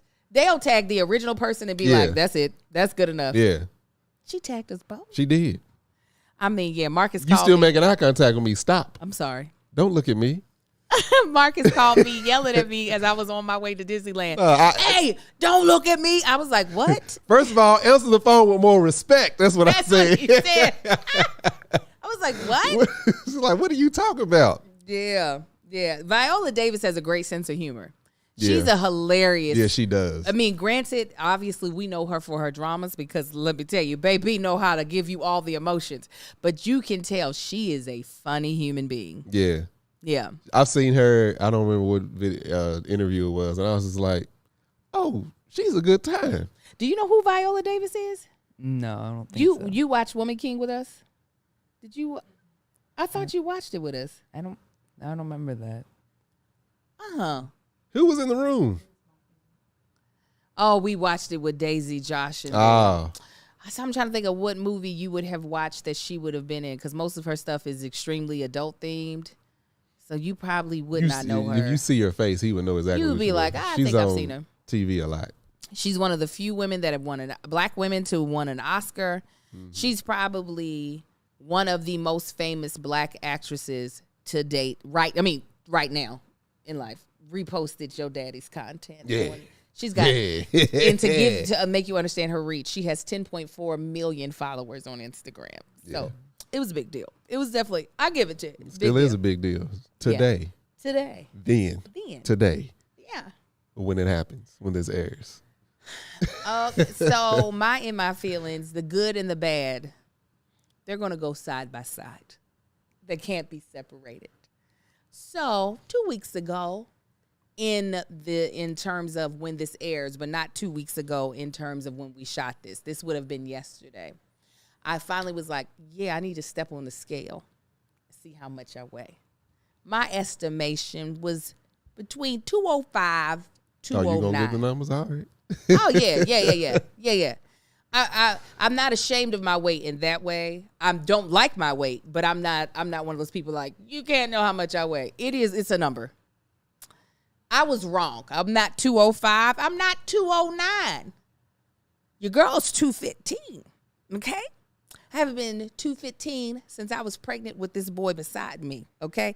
And that was the pregnancy where I just wasn't caring. I was eating Lunchables on the couch, eating burgers, getting heartburn because I was eating too fast.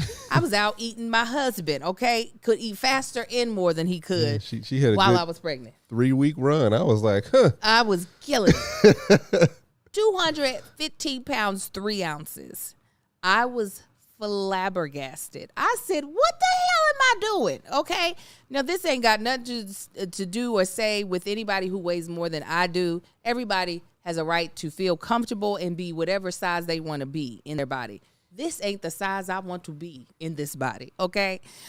So it pissed me off because there is nothing. I have no medical issues. I am not injured. I actually have ample equipment in my house. We do have a lot of equipment. I have access to several different workout programs. Why do I weigh only 1 pound lighter than Tony Baker? Okay, who's a grown ass man who's 6'2". I'm only 5'5". Why do I weigh the same amount as him? And that is not. That's a fact. That is a fact. We found out yesterday or 2 weeks ago.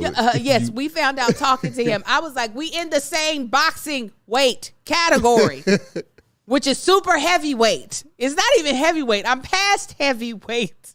I'm in super heavyweight. I said, ain't no reason for me to be this big. So it pissed me off. And I knew I was getting out of control. I looked pregnant at Brisha's wedding, and I was like, golly, what is going on? I also didn't wear the right girdle. So a lot of things pissing me off. And I just was like, there's no reason. There's no reason for this because I'm now getting at the weight that there's a lot of places that I would normally shop that they don't even got my size no more, right? So that's got me pissed off.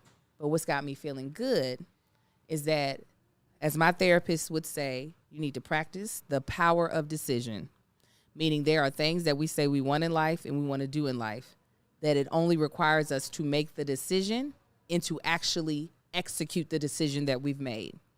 With me losing weight, that is exactly what this is. I just need to practice the power of decision in saying that if I've made the decision to lose weight, to actually do the actions to accomplish that. So we got home after being over at the Fredericks' house. It was a little bit after 9.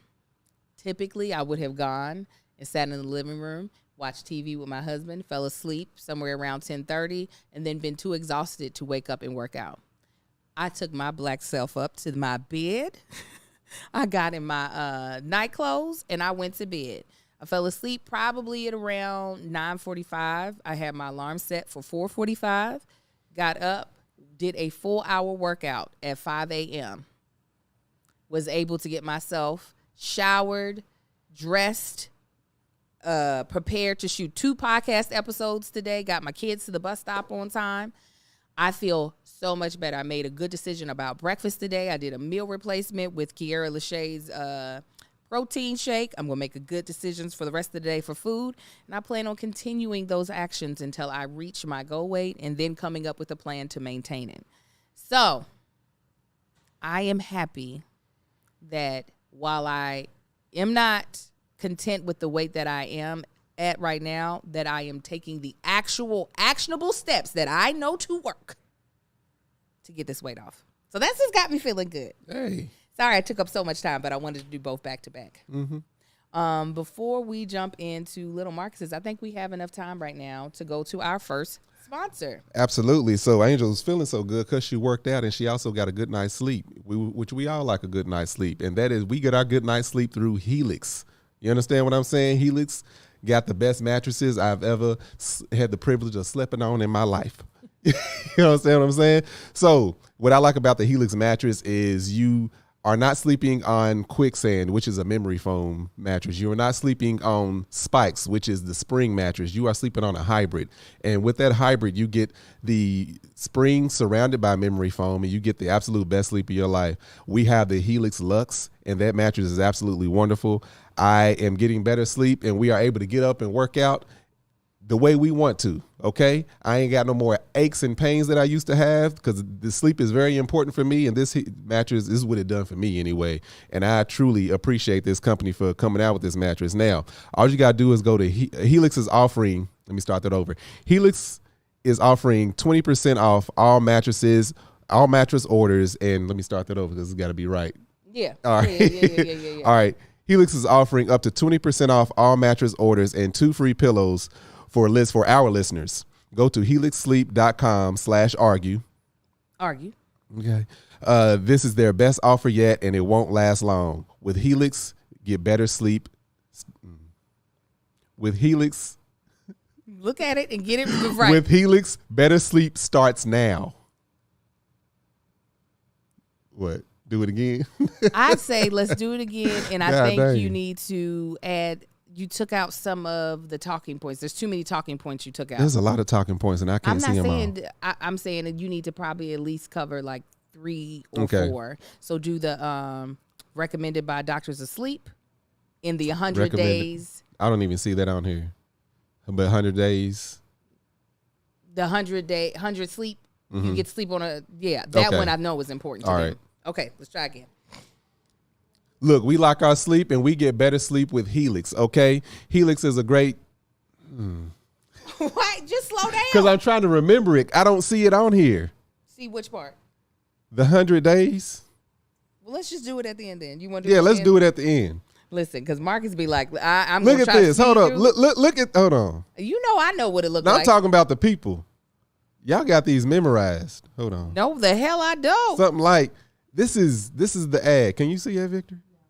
Oh, you can't see it? It's pages with bullet points. So we're going to do it at the end. We'll cut Let's all just that do out. it. We'll do it at the end. Make a note for Aubrey. For Bree. That way I can highlight it and see what I'm supposed to be reading. Yeah, that's what we did. Last time we just wrote down the bullet points. I was like, God dang, this is a lot. Okay, come back. All right. So, little Marcus, before we go to what's got your father in his feelings, tell us, do you have anything that's got you feeling good? Or what's got you pissed off, even though we don't use the word pissed in our house. I don't really know. I am mad because my school had a field trip that got canceled because of the water being flooded. So I was like, okay, probably got postponed. It didn't get postponed. It got completely canceled, which I am very mad about because that means I won't be able to see snow again. I was able to see snow yesterday because there was snow in our backyard, but I haven't seen snow since I was like 7. It's been a while. Maybe not 7. Whenever we went up to Big Bear. Because they were supposed to be going to Big Bear for their field. Well, they were supposed to be going to the Sequoias. Yeah. That snow got too bad. No, he was younger than 7. The twins were not 2 when we went to Big Bear. Oh, you're right. So he was very. And in Kentucky, the past couple times we went, we haven't had snow. So the Big Bear, the snow, because L.A. had a blizzard. Well, not L.A., but California had a blizzard. Big Bear is up at the top of a mountain. Yeah. It is very treacherous to try It's treacherous to get up there without bad weather. Yeah, so. But for it to be, when we went, I had to put I had a truck at the time, pickup truck. I had to put chains on the tires. Yeah. I had to put chains on yours. Everybody had to have chains. They wouldn't let you stop. They have a stop, down. a checkpoint, and they don't let you go past a certain point. Either you have to have 4-wheel drive, or some vehicles, even if you have 4-wheel drive, you have to have chains also. Yeah. How'd you figure? I told you that it was postponed indefinitely. How'd you find out? Did you ask your classmates? Oh no, we have a group chat that I'm in, and they texted in there that it was definitely canceled. Well, we can make sure you see snow again. That's ain't no problem. That's if that's the big reason. Now you can see some real snow. 'Cause I was mad at Big Bear. I was mad because it was warm. Yeah, it and wasn't. snow. I was out there. It had my got ski. cold when it started It got snowing cold. hard. It got cold at night, Yeah. but during the day, I was out there in my ski gear, undressing. So what was all that you were looking forward to at that trip that you're not getting to do?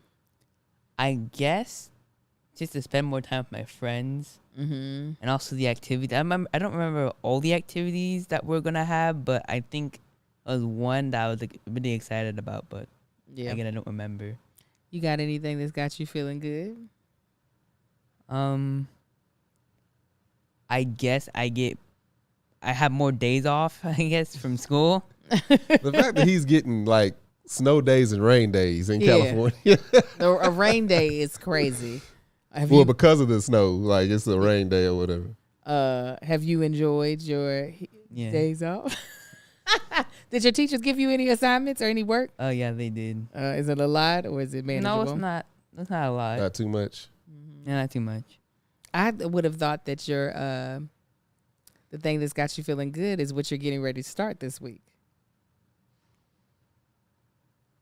You don't remember? You just finished one sport. Oh, track. Yeah. You excited about track? Yeah. Yeah. What you think you're gonna run? Probably the exact same events I've been doing. Same ones? Yeah.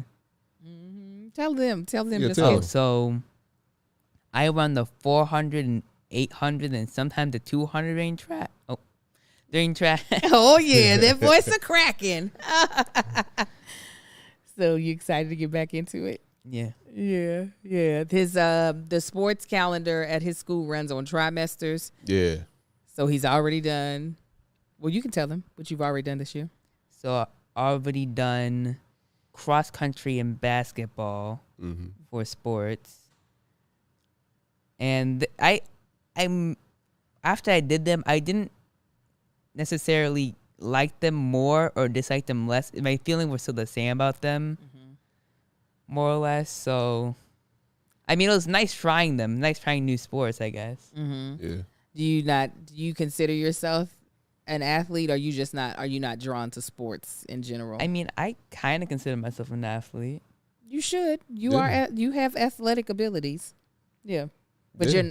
do you like yearn to like Yeah. be in a sport? You're not like a Drew. or like Nathan, like Nathan, loves where- yeah. basketball. Yeah, I'm not like that. Yeah, he's like, no. Daddy, Just want to get out there and have a good game. Yeah. Yes, that's the interview. You know, we just got to put points on the board and, you know, just make sure we stay consistent.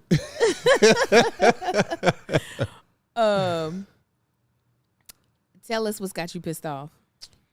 What's got me pissed off? You know, I've been in my chi lately. I've been in my zen. Ain't nothing got me pissed off, really. I honestly can't think of nothing other than, well, why you looking at me? You got something that's going to piss me off? The man I talked about, I ain't talk about it on here. What? The dude that followed me home. I thought you did, but I could be wrong. You didn't. Okay. I talked about it on Let Us Tell It. I'll just go through it real quick. Long story short, I'm driving home a couple of weeks ago, and the street that I'm on, a lot of people like to speed because they use it as a shortcut, even though it's speed bumps and everything.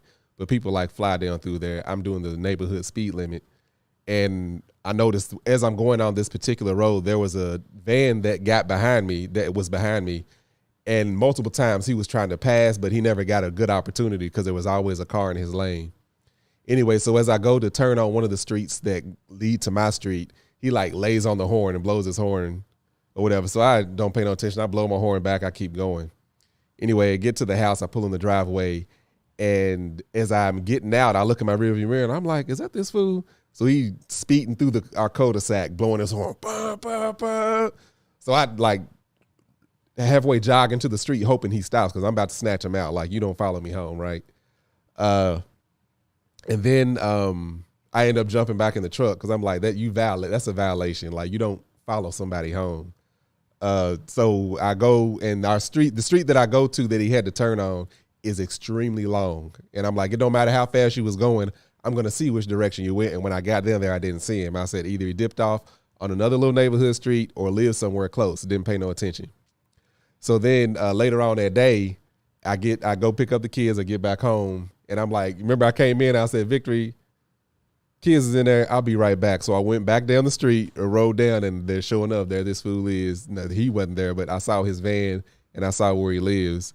And I wasn't in the right mindset because I am eventually going to say something to this person like, don't ever follow me home or along those lines. I ain't going to say nothing to incriminate myself. But I decided not to say nothing that day because where I was mentally, it would have got bad real quick, like regardless of how they approach the situation. But that was then. Like, I ain't mad about it now. It's like, yeah, that happened. I'm very proud of you for Oh yeah, and I knew gauging your own emotions. Oh no, I knew if it like I went up and rung that doorbell and he came out and said something slick, I would have snatched him out to the front yard and it would have got ugly for both of us. But also, we never know what You're right. What other people might have in their hands, what they might try to do. So Yeah, it gives you a chance to really assess everything before yeah. you, especially being on his turf. Yeah. But like I said, I know where he lives. I know his schedule. Come on. I know when you leave. We travel the same road, and you speeding on your street. Come on. You live on that street with your little raggedy car that you ain't fixing up. Well, that has been in our feelings. We're going to move to a new segment, and we got to make sure we record a sound for it.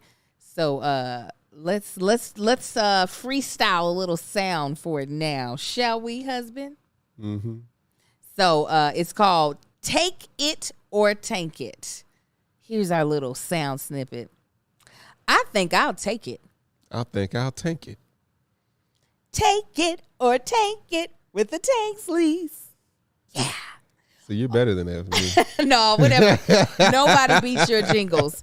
So Take It or Tank It is a new segment where we are given from our producer a controversial parenting statement, and we will let you know if we agree with it, which is take it, or disagree, which is tank it.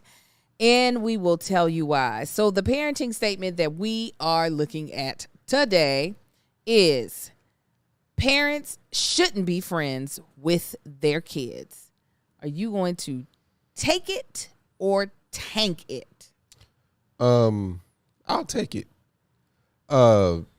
Just because you're not their friend don't mean you're gonna have a great relationship. Just because you're not your child, just because I'm not his friend, don't mean we don't have a really good relationship. Yeah.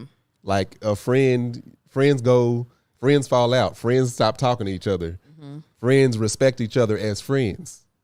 Mm-hmm. But I need him to respect me as his father, and I will do the same as my son. Mm-hmm. Friends have a mutual equal respect. We don't have an equal respect because I am his parent. Mm-hmm. I respect him as my son, but he is not my equal. Yeah, yeah. And I need to be able to, friends can take and leave advice. Granted, he can too, but he needs to understand the advice that I'm giving him could possibly save his life, could make his life a lot easier, a lot better, to where you have a friend, they done live the same life you done lived. They can't give you that wisdom only on their level. To where if I'm a safety net. A friend can't be a safety net all the time. Yeah. You know what I'm saying? If he decides to, let's say, not follow my advice, he knows I ain't gonna let him fall. Right. And if he does fall, I ain't gonna let him just skirmish there by himself. Because, because I'm a parent, I understand that he needs to, maybe that's a lesson that he needs to learn. He needs to learn to stand up. Mm-hmm. I'm gonna help him up, but he's gonna have to stand on his own too at the same time. A friend is not gonna approach a situation like that. What would you consider your relationship with your mother to be like now? Do you feel like it's still very much so parent-child, or do you feel like you and Mama Margaret are more friends too? It's definitely not friends. We are very close. Mm-hmm. People see us and probably think, oh, they are really good friends. Like I said it all the time, my mom was my first best friend. Mm-hmm. But I still respect her as my mother, and I see her as my mother. Now, I come with, I now am at the age of 41, I come with some wisdom, and it's an ever-changing world. Mm-hmm. So I can help her out with things that she may not know how to navigate. You know what I'm saying? Same what he already does it with technology with us. Yeah. But no, I still wouldn't consider us friends. We have a really, I I am a mama's boy. Like I grew up, had both parents, but I was always closer to mama. Because as a kid, it felt like, oh, this is my friend. But at the same time, it's just like, no, she'll snatch a knot in my ass real quick, too. Yeah. I ain't had a friend that's going to do that. Right. We going to have to tussle if that's the case. I'll give my answer to it after I tell you about our next sponsor, which is Plates. Yeah, also known as Every Plate. Y'all know we love Every Plate in the Tanksley household. Why? Because when we are looking to cut food expenses, Every Plate is the best place to go to because they are America's best value kit. Every Plate is 25% cheaper than grocery shopping, so you can count on a great value week after week, plus only pay for what you need with pre-portioned ingredients. While saving money is definitely important in the Tanksley household, right? The more important entity in our time or in our life is saving time. If you want to get dinner on the table quicker, try 15 minutes or less. Their new slate of recipes are ready. Their new slate of recipes ready that only take 15 minutes or less to prepare. Choose from fast, flavorful options like pimento-style grilled cheese sandwiches and smoky cumin pork tacos. Also, you can choose Every Plate over takeout to save money while still enjoying quick, satisfying meals. Our meals are 58% cheaper than your average fast casual meal, plus the money you save towards making fun plans for the springtime. So I can save that money and buy more Easter decorations like I have been doing here behind my husband's back. Y'all know we love Every Plate because for me, it does save us a lot of time by having menus already sent to us with the ingredients. I'm no longer having to go to the grocery store. I'm able to actually cook with my husband and my children all involved. And the meals are really delicious. They have great seasoning to them. They're also not things that you would always think of to cook. So I love the creativity that's also put into it so that my kids are not getting bored with the same old menu. All right. So get Every Plate. Get $1.49 per meal by going to everyplate.com/podcast and entering code ARGUE149. ARGUE149. Get started with Every Plate for just $1.49 per meal by going to everyplate.com/podcast and entering code ARGUE149. ARGUE149. That is Every Plate, America's #1 meal kit, and that is up to $110 value. We're just struggling over here today with these ads, but don't worry about it. This is our second podcast. No, she can't. We need her. Sit down. Okay, so my view on take it or tank it for you shouldn't be friends with your kids is I am going to take it. I'm going to sound hypocritical, though. The big reason why I say take it instead of tank it, even though little Marcus... This was my buddy, especially when he was a baby. We went everywhere. I think I took that boy to a bar with me once because there was no one else to watch him, so he was with me. He's been with too many bars. So here's the thing that I would say. No, women, the mods are like, are we nervous because Marcus is here? No, I struggle with reading. No. We both just struggle with reading. Yeah, we struggle. Look, the struggle is already real. But if y'all were to see these ads, these pages, it's like probably 60-some bullet points. And you have things that you absolutely have to say verbatim. Mm-hmm. You have suggestions, and then you have add-ons. Yes. And then it's a bunch of technical stuff at the top. So trying to talk through it naturally and then look back and find what you're supposed to be saying. And when you say it, you have to say it like that. Forget it. I have to highlight it, cut it, and then I'm like, all right, I can go through this. This is easier versus finding it. And Kev, I'm like, how do they do this? Well, I haven't read an Every Plate one in a long time, so I was putting emphasis on words that was setting up the meaning of the sentence wrong. I was like, well, that's wrong. Yeah. And we got make good. Sometimes if you don't do it exactly the way they want, yeah, they be like, you got to do it again and we ain't paying you for it. Exactly. So I will say this. The big reason why I wouldn't call it friends is because in friendships come and friendships go. Yeah. this is a relationship that I will stand behind until the end of time, until there is no more breath in my body. There is nothing that would make me disown my children. Right. I got a few friends I done disown. Exactly. So that is probably the biggest difference for me over friendship or parenting. The other thing would be I want him to have friends that are his peers right now so that he can develop his own likes, dislikes. We have a lot of influence over little Marcus. And it would only be worse if I was really, really, really his friend. Like he wouldn't get to do. Yeah. Yes, a peer. That's what word I was missing was peer. Yeah. Like already, the fact that Marcus likes acting, while I think he genuinely likes it, I know I was a major influence with that because he gets to see me doing it. And he also knows I can help him with that. The sports he even gets to play. Let me tell you, this boy wanted to try baseball in soccer. I was not going to watch either one of those.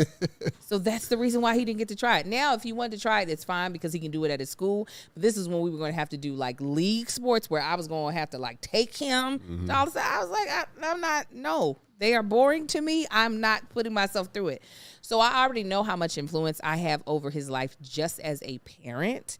If I were like really just trying to be his friend, it would be so much influence that I would feel like he wouldn't get a chance to really like know what he likes and what he wants to do.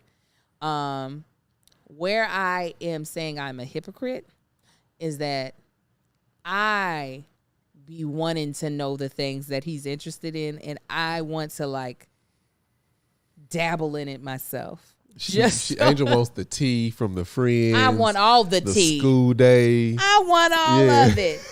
Because also I want you to feel comfortable talking to me about just anything. Yes, does it have to be presented to me in a way that reminds that I know that you are aware that I am your parent? Absolutely. But I don't think there's anything that I don't want you to feel like there's anything you couldn't come to either me or your dad about. I mean, anything. The sky is the limit as long as it's brought to us in a certain way. With a friend, there is certain ways you still friends expect respect, like your dad said. But there's just it's a little bit different. But yeah, I be one the tea. I be one all the slang words. Yeah, He's him. Literally. You got it. He's him. I had to both Lil Marcus He's got that Riz. and Isaiah, Kevin's son. I had to threaten them with physical violence. Isaiah Do gonna not give me them teach. words. Isaiah, no. I said, look, I am big and I'm petty. And I told him, Do not teach her anything. I will protect him, and I can. He I was will like, protect I'm him. not going to tell her anything. So I like us having a friendly parenting relationship. Lil Marcus, Yeah. what do you think of us in parents What do you as think friends? about that? Yeah. I mean, I don't really know how to say anything about it since I'm not a parent, so I wouldn't know how it. But as a child, as a son of us, would you like us to be, or do you like us being your friends or your parents? My parents. You prefer that? Yeah. Do you, when you compare your relationship with your parents compared to maybe some of your other friends who you can kind of see how they relate to their parents, is there ever a time where you just like, I wish my parents like did more of that, or you ever like, I'm glad my parents are the You way ain't they gotta are? lie. You can be honest. I don't. Just know your computer is on the line, though. No, No, I'm just playing. I don't fully know exactly because I know like some of my friends' parents, like they might do things for them, but they also might do things that if you guys would do to me, I would personally not really like it at all. Okay. I'll take it. Yeah. I won't What's take interesting that. about Marcus is he don't get embarrassed by us. Like, you know those parents that pull up and dance in front of their school? You wouldn't care if we did that, would you? Yeah. I wouldn't. No. I mean, he always shakes his head when I be doing the slang because they be at the school popcorning. Not even a slang for Yeah, it. it's catching on, Marcus. No, It's it's not. not. Popcorning. Popcorning. See, did Popcorning you is tell her slang that? for It's not. dancing. I didn't tell her No, that. popcorn is slang for dancing. No, it's not. It's slang for You dancing. made that up. It's a slang No, word it's not, that Angel. the kids is using. No, they're not. You remember those divorce papers you found? It's stuff like this and the toilet paper Don't is you what's gonna get it signed. don't you say that to my baby. Popcorning. No. Yeah, watch. It's gonna catch on, and you're gonna be Watch like, it be like a racist sexual term. "Nah, popcorning means dancing." Somebody gonna take that sound bit. Popcorn. I'm telling you right now, popcorning. I know without a shadow of a doubt what it means. It means dancing. No, you just made it up. Popcorning, popcorning. That's what they doing. I just want to rock. Body yada yada. Sure they got Stop, that body yada Angel. yada. I'm popcorning. Don't hate. See, Marcus gets it. Little Tankito gets it. All right. Moving on to our next segment, which is our main topic. Navigating learning disorders. If you all did not get to, you probably saw my live read of one of the ads. But if you aren't watching live, you will see, or you might not know, we be struggling reading over here in these ads, okay? Because almost our entire family, a good percentage of the people living in our household, we have a learning disorder called dyslexia. Dyslexia is something that it's hard to define because it is a combination of multiple learning disorders. To kind of define a learning disorder is when what you are capable of and what you display don't match up. So if you are capable of understanding the concepts of something, yet what you display in your ability does not match up to that, that is when they begin to define it as a learning disorder. So for someone who can count obviously easily and are able to, are able to understand the concepts around math, but when it comes time to like write it out on paper, the numbers are kind of switched around, or they have a hard time like keeping the numbers in the correct order. That's something called dyscalculia. So with dyslexia, it can show up in many different ways, whether it be when you're reading phonetically, the way your brain decides to read the word is not correct. It's potentially going to lead to dyslexia. Or if when you are reading words on the paper and there's a lot of words on the paper, your brain has a hard time staying on track in reading the word that's next to it. It begins to like jump all across the place. So you have a hard time keeping the sentence strung together correctly when you're reading. That's typically going to lead to along with other things, can lead to a dyslexia diagnosis. Another symptom of dyslexia is when you are writing and you have written down something, but half of the words you were supposed to write down are still in your head and not on the paper. And then when you go back to read it, your brain plugs in the word that isn't even there. That is also usually a symptom of dyslexia. Yeah, it's crazy. Like now, as not realizing this until probably adulthood, but like having dyslexia and then seeing how strong I am in other areas, and then knowing it's like, well, why? Because there's not a lot of schools that like hone in on these things to fix it. A lot of them don't even know too that like what it is. They just like, oh, this child just ain't picking up on it. It's like, no, it's actually brilliant in other areas. But like with me, like something I've always envied is people I've seen. Like I have a cousin. Actually, my sister does it too.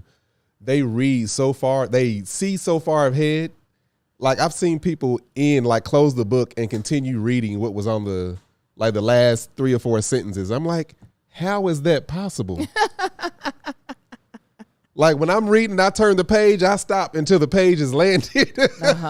Yeah. And then pick up reading again. And then They decided to go like, Yeah. But I know people, it's like they turn the page and it's like you have no idea where that break was. And like I've seen like I said, I have one of my cousins. I've seen her literally read like at conferences and stuff, where she'll be reading something like code reading, like meaning never read it before, and I've seen her like close or turn the page or do something and like continue. I'm like, hey, what is that? Why didn't I get that? Yeah. Then he would have took my mechanical ability, and that would have been awful. Go ahead.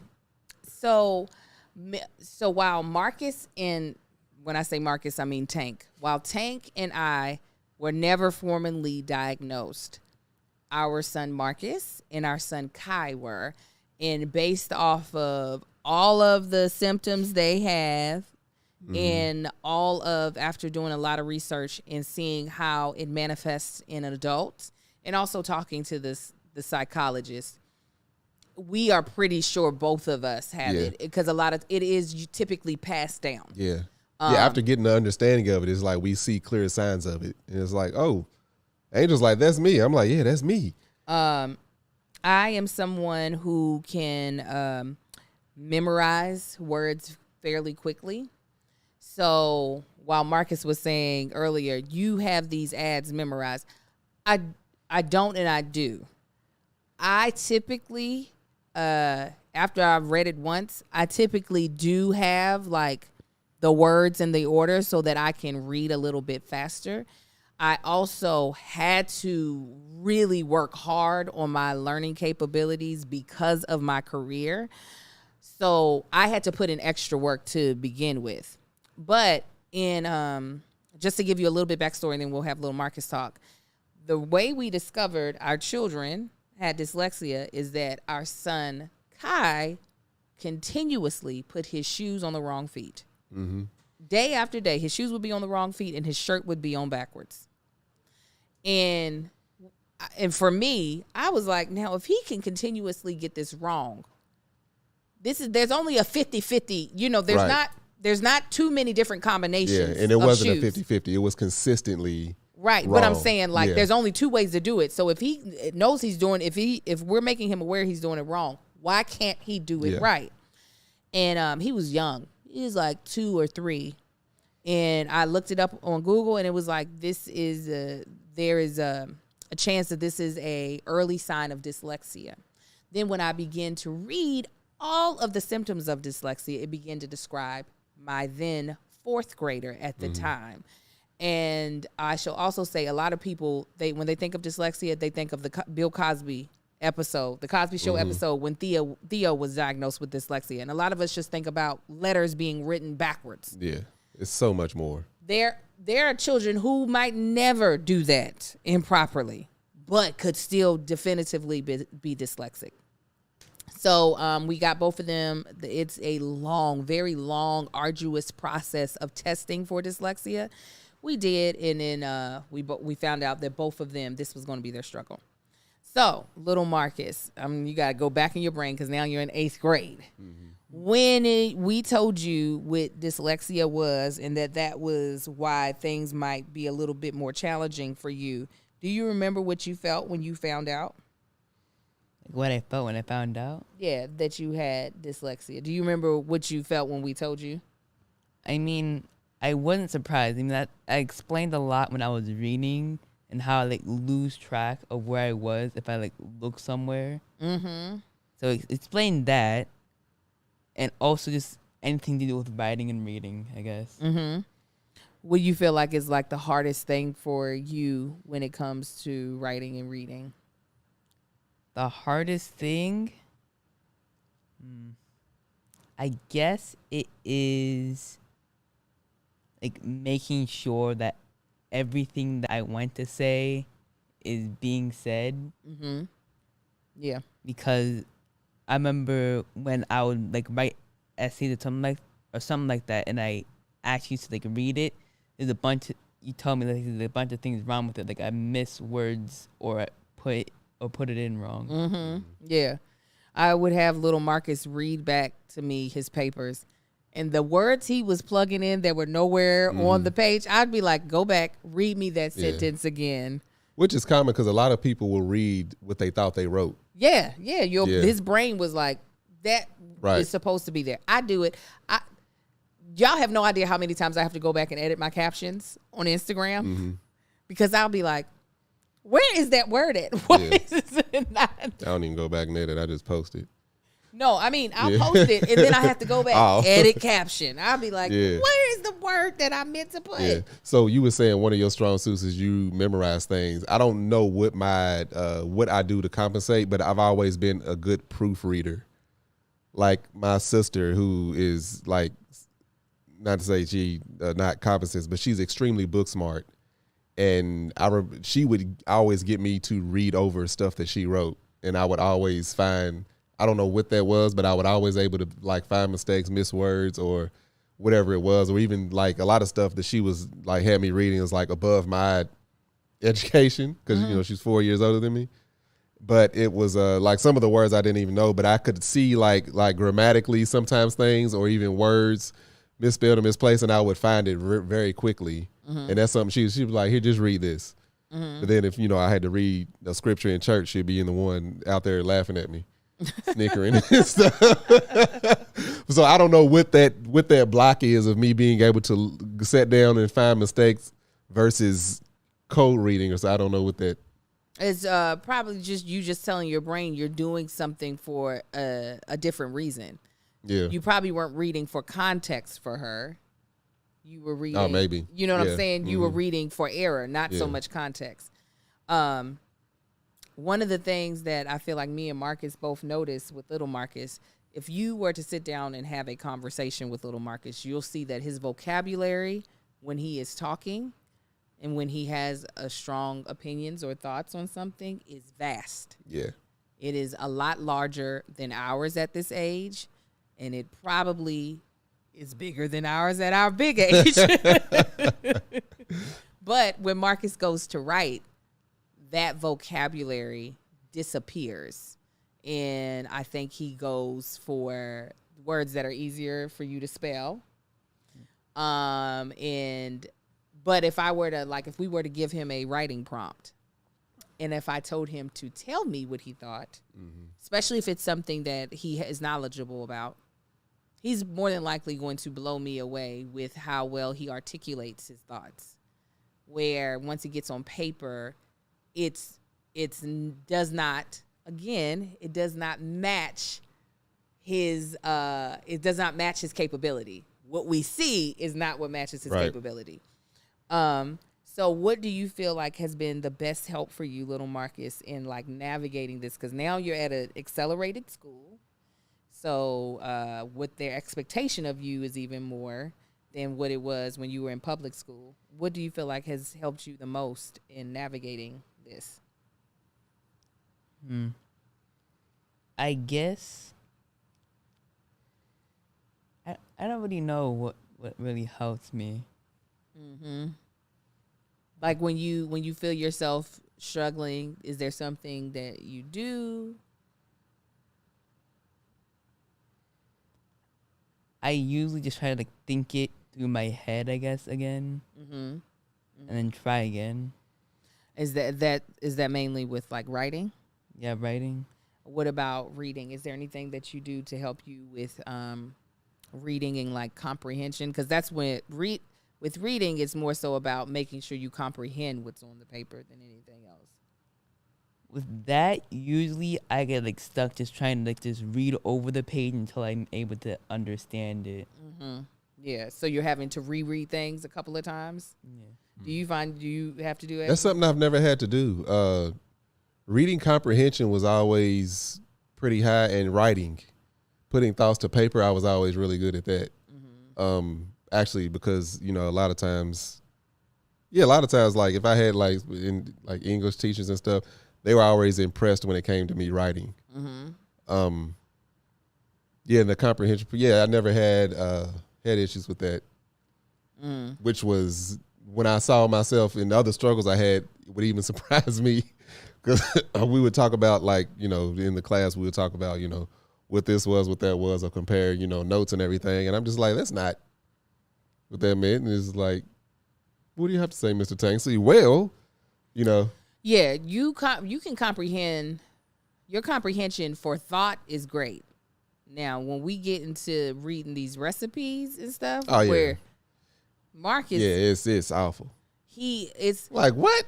It it's don't make almost sense. like he can't slow. Like like I said, if you saw it live, you saw when we were both fumbling. It's almost like Marcus can't slow his brain down long enough to just deal with the small bit. Yeah, it's like he is. It'd be like, just slow down. We got time. And he's like, women, when were we supposed to add that seasoning? Yeah. Step 2. It said it in step 2. I missed that completely.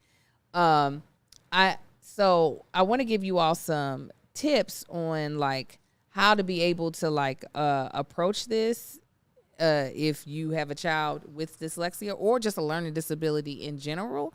It's not going. Our advice is not going to be the end all, be all. Absolutely but not. It'll still be helpful. But before I get into that, I personally believe, because I've been using it a lot, that mobile games are a great way and a fun way to pass time, especially when there's charming graphics and laid-back gameplay and a full story of scandalous secrets. Honey, I am playing Trail Mix Games, Love and Pies. And let me tell you all the stuff that's happened so far. The cafe was burnt down when the story started, okay? And the girl, Amelia, she don't know if her mother had burned it down or not. And the whole town is saying her mama burnt it down for, like, insurance money. Then she finds out that's not the case. Her mom's good because her mom skipped town. Her mother finally called her from some remote island. She found out that her mom was in really bad debt, okay? She's been using her Uncle Sven to help rebuild the cafe. Her old high school flame, Joe, is quit his job with the competitor and is now working with her. Her girlfriend, Yuka, she don't know if Yuka, or is it Yuki, is her real friend or not, because one minute she's talking to the press about the mama. The next minute, she's like apologizing and buying stuff. There's so much scandal, okay? All the while, you try to sell pies and coffee to the customers. I have a good time. I'm just trying to tell y'all that right now. So for a perfectly cozy game, download Love and Pies by Trail Mix Games for free. It's a casual merge 2 game where you build your very own cafe, combine ingredients, and uncover a story of drama and romance. So it has a really amazing, diverse cast of characters. They have people of all different color. They have people of all different type of marginalized groups. So you feel like they are actually trying to represent a lot of people in this story. And everything is really nicely designed. And you get to design your own cafe. It is really fun. Trail Mix Games creates games that are snackable and nourishing to the heart. They aim to create safe and empowering spaces for players of all ages. And with each beautiful game they create, they are fostering a culture of trust, respect, and creativity. For a tasty mix of love and drama, download Love and Pies for free today. That's Love and Pies, free to download in the App Store or Google Play. So here are some tips that I want to tell you all if you're dealing with a child with a learning disorder, or if you discover, do I got a learning disorder? What is going on? I think me and Marcus both learned how to cope because neither one of us were diagnosed going through school. Nah. We don't want our kids to have to just cope. We want to hold the teachers and administration also accountable by also making sure they offer him resources so that he can, or our children can excel with the rest of their students, with the rest of their classmates. So one of the things that Marcus says that I do with this as well, you know how you said you have to reread things multiple times for comprehension. The reason why that happens is because there's too much text on the page for the brain to keep organized.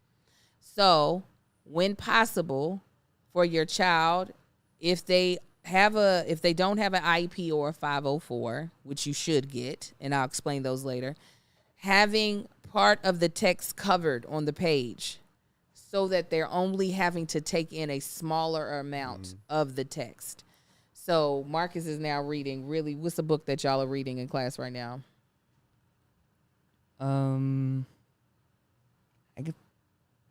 Which one y'all just finished? Dark Rooms. Dark Rooms? Yeah. How many pages was it? Like 200. It was very like short book. It had like pages and stuff, so it wasn't too hard to comprehend. Which have y'all had to read a really thicker, heftier one? I guess for the summer, it was Book Thief. So it was like 400, 500 pages. 400, 500 pages. Y'all also did Lord of the Flies too, right? Yeah. Yeah. That one's a little heftier. Yeah, that's crazy. I used to do that, not knowing when I would read. It's Coming up through school is covering up the page and only reading the little section. Yeah, It's a part of you learning how to cope. Covering up a section or asking the teacher to cut portions. If it's a worksheet, having them not put as many words on a worksheet as they would for everybody else. Another part that Marcus doesn't really use, but he can, is asking for the audiobook version of books along with the paper book. When you can hear the words while also seeing the words, it allows a part of your brain to relax, because as someone with dyslexia, it's almost like your brain is cramping, trying to keep everything organized. So it allows that cramp to try to like go away. Basically, with processing, the way a dyslexic mind sometimes processes, the information is traveling from way in the back all the way to the front of the brain, where people who are not wired the way we are, it's like from here to here. It's from the front of the brain to the other side of the brain. We have a longer way to travel. Also, what's really helpful, something else that Lil Marcus doesn't do, and it makes me so mad when he doesn't do it. What's the thing that I'm always like, why don't you do this? This is for writing. It be making me so mad. I don't know. Dictate to talk. So talking into his phone to have the phone write out everything, and then using that in his writing, because a lot of classes don't work on penmanship. Penmanship is not something that they're doing. Like, how many, other than math, how many things do you all usually have, like worksheets that you have to like actually write in? Maybe Spanish? Yeah, Spanish. Yeah, but for the most part, everything is typed. So if you do dictate to talk, again, Marcus, he has a vocabulary. When he has an opinion, his vocabulary be on some beautifulness. But we lose it when he writes it. So if he talks it out, this is how I write scripts. This is how I write jokes. This is how I do most of my writing. So one thing I want to say, because like we said, we discovered in the 4th grade that he had dyslexia. Mm-hmm. So the school that Marcus was going to at elementary school, his 1st grade teacher would give homework as if she was teaching a college course. Kindergarten. Was giving homework as if she was teaching a college course, literally like an hour and a half every day of homework, which was absolutely absurd.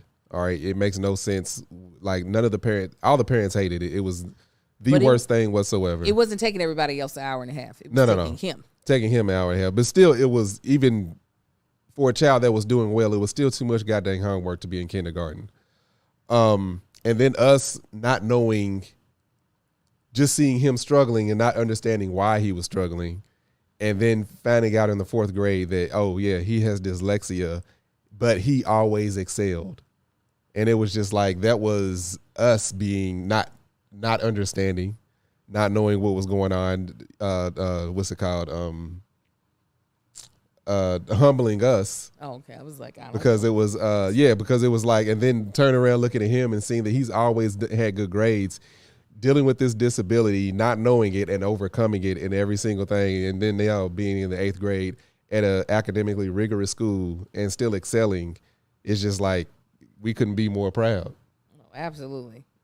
Oh yeah, I boo-hoo cried once I found out he had dyslexia. I was like, how he get through all this? Yeah, he got through so much, and it was just like, it was like us being, you know how parents get frustrated when your kid don't understand stuff that you feel like they should understand.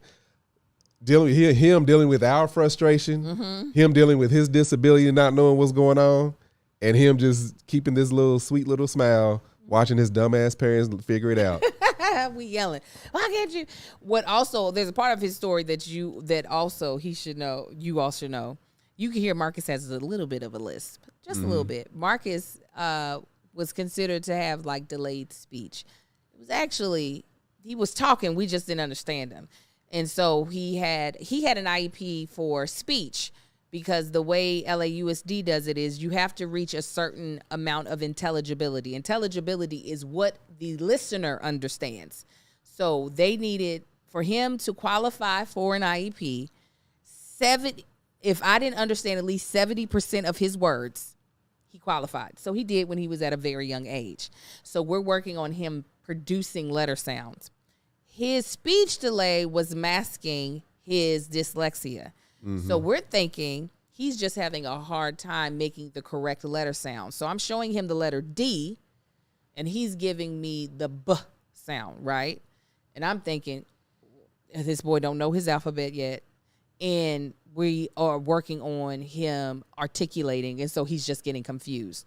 Or I am showing him the G, and he's giving me like a P sound, right? Yeah. We're thinking this is having to do with his speech. So he's in speech therapy working on that stuff.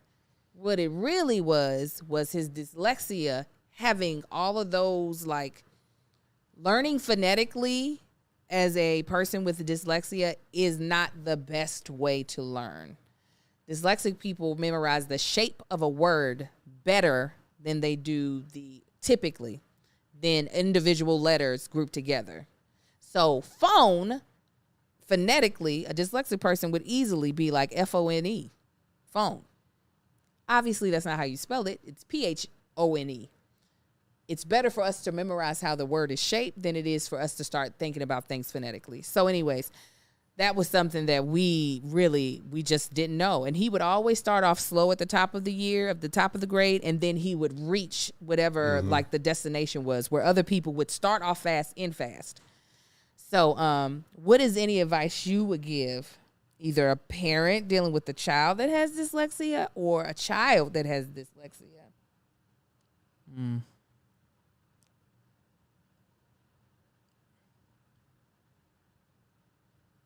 I guess. I don't really have any. I mean, you are somebody that gets A's and B's.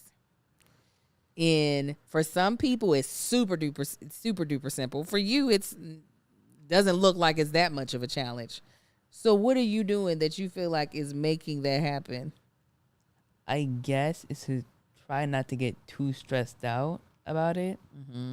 Because usually, if I'm being like too stressed out about it, I usually think what's gonna happen after. Like after this, I might be able to do something that I'll enjoy, something like that.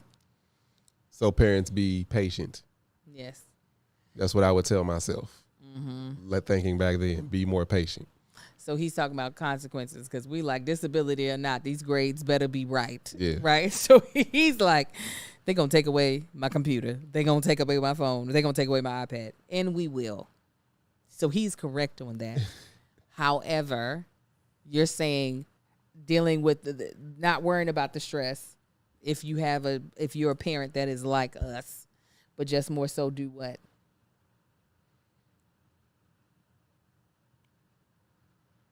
And wait. So don't stress about if it don't turn out right. Do what instead? Just focus on what's gonna happen after. I don't know what you're talking. You said don't get stressed out about worrying about what's going to happen after, right? Or a consequence. So what should they do instead? I guess focus on something that would make you happy that you can do after. Okay. So think positively about things working out. When you get frustrated, do you ask for help? What do you do? Most of the time, I usually don't ask for help because I know that I would be able to overcome it, and just not at that moment I'm not able to. That's usually how I think. So it's also being patient with yourself, of understanding I'm going to figure it out. I just can't figure it out in this moment. Yeah. That's good. That's good. Yeah. I would say, one, if you think something is up with your child, get them tested. Getting your child assessed for dyslexia is costly. Typically, it's like $1,500. It's something crazy. However, go to a university close to your hometown and see if they have a psychology department. And typically, they offer assessments for reduced price. That's what we did. We went to the California State University, Northridge, and I got both of my kids tested for a total of $500. It would have been $3,000 to get them both tested, which is why a lot of wealthy people be thinking that everybody that goes to private school is smarter than everybody else. Nah. No, their parents have the money to access the resources so their children can overcome whatever their disability or neurodiversity is. So find them loopholes. And if your child is in public school, then hold their feet to the fire. I know a lot of us don't want our children labeled with IEPs or with 504s. I say, give my child all the things. I will handle making sure you treat my child right. I'm not going to worry about what your thoughts are on my child, but I'm going to make sure you are legally responsible for making sure my child gets all the accommodations needed. And I'll make sure you treat them fairly. You ain't even got to worry about that. So we're going to answer a real quick question from the audience for Tank Our Advice. And I saw one that I liked, and I think I kind of answered it. Okay, well, we'll do this one. Alicia Cheeks, she's so good at this. How do you help your children navigate problems with friends and classmates? Do you intervene and talk to the parents, or do you let them handle it? Do you have any advice on this? I think we've handled it different ways. I think it depends on what it is. If it's something we feel like that could be handled from child to child, we would, coach Marcus through handling it. But if a parent needs to be approached, we are not shy, or we will not hesitate to approach a parent or the school or whatever needs to happen. Okay. Same thing. If it's with a peer, I try to. If it's with a peer, I try to allow little Marcus to handle it, and try to give him some advice. He does pretty good with his peers though, because I've gone through his text messages and I've seen like issues that have arose, and I've been very proud at his responses. But if it's with an adult, I allow a child to be in a child's place, and I handle the adult. Yeah. I don't want my child to ever feel like he has to, while I make him advocate for himself, but when it comes to if an adult is out of pocket, he ain't ever got to feel like he got to be an adult. He got two adults that got his back. There's a question for you, little Marcus. How does little Marcus feel with his dad being more available since he changed careers? I mean, I feel good about it. What's the best thing about it? I guess being able to see him home, I guess. Uh-huh. And being able to talk to him. Yeah. You like that? Yeah. He's so sweet. We are not going to do a comment of the week today because we are actually shooting our two podcast episodes back to back, so we don't actually have the opportunity to read comments that would have went up on last week's episode, but know that those will be back. That section will be back next week. Lil Marcus, is there anything you want to say before we close out? No, I don't think I have anything to say. How was your experience with us? It was really good. It was good. Would you ever want to do your own podcast? Maybe. I'm not sure. Not sure. You got any last words, Daddy? No. Yeah. We are super duper proud of you, as your dad already says. You have been an amazing host. Thank you for being so transparent and vulnerable and adorable. He's so cute. He's adorable. You can find me across all platforms at That Chick Angel. Please follow me. You can also find this podcast at Is This Gonna Cause an Argument on Instagram, where we do clips that we would love for you to engage with. You can also subscribe to this YouTube channel, That Chick Angel TV, where our podcast, Is This Gonna Cause an Argument, will always be uploaded. And you can find Marcus's other podcast, Let Us Tell It, on Tanksley TV, where you can also subscribe on YouTube. Tell them where they can find you, baby. What? Y'all can find me on Instagram at Marcus A on the Gram, Facebook at Marcus A on the Book, TikTok at Tank Don't Talk, and y'all can find my beard and body butter called Man Shit. You can go to MANSHYT and check that out. And you can also go to Tanksley TV and find on YouTube, and you will actually by now, yes, you will be seeing episodes of Tasting with Tank. So make sure y'all check that out. You can also get different goodies and things at shopmamalikes.com. Marcus, would you like to tell them about your YouTube channel? If you have any kids that, I don't know, just like to see another kid do dumb stuff, I'm your guy. Tell them what the channel is. It's MT2 Gaming. That's it. Soon, hopefully by the time this video goes up, you'll see a video of me whooping this child's tail in Super Mario Kart. I won No, she all didn't. the time. She didn't. All of the games. He lost all the games. I've won all of the games, and you'll see it on his channel. He didn't. They done got a soundtrack like Donald Trump. There's no one in here that's ever played a game better than me. Yeah. I won all the games. I won the all proof of is them. right here. Then they show the proof of her losing. I won, and then I popcorned all over that No. room. I All right, popcorned fam. because Thank y'all I'm for tuning him. in. Greatly appreciate y'all. Riz, Catch y'all next her. week. Bye. Bye. Oh yeah, I gotta do this ad. Yes, but we're gonna let the people go. Patreon. Yeah, let me chop I out gotta these do a sentences. voiceover. Marcus is gonna fix his. Well, when you end the live, it's gonna end the recording, so you'll have to press record again for the ad. So Patreon, we'll holler at you later, and we'll eventually get back to doing bonus episodes. Lord help us, I promise. All right, bye guys.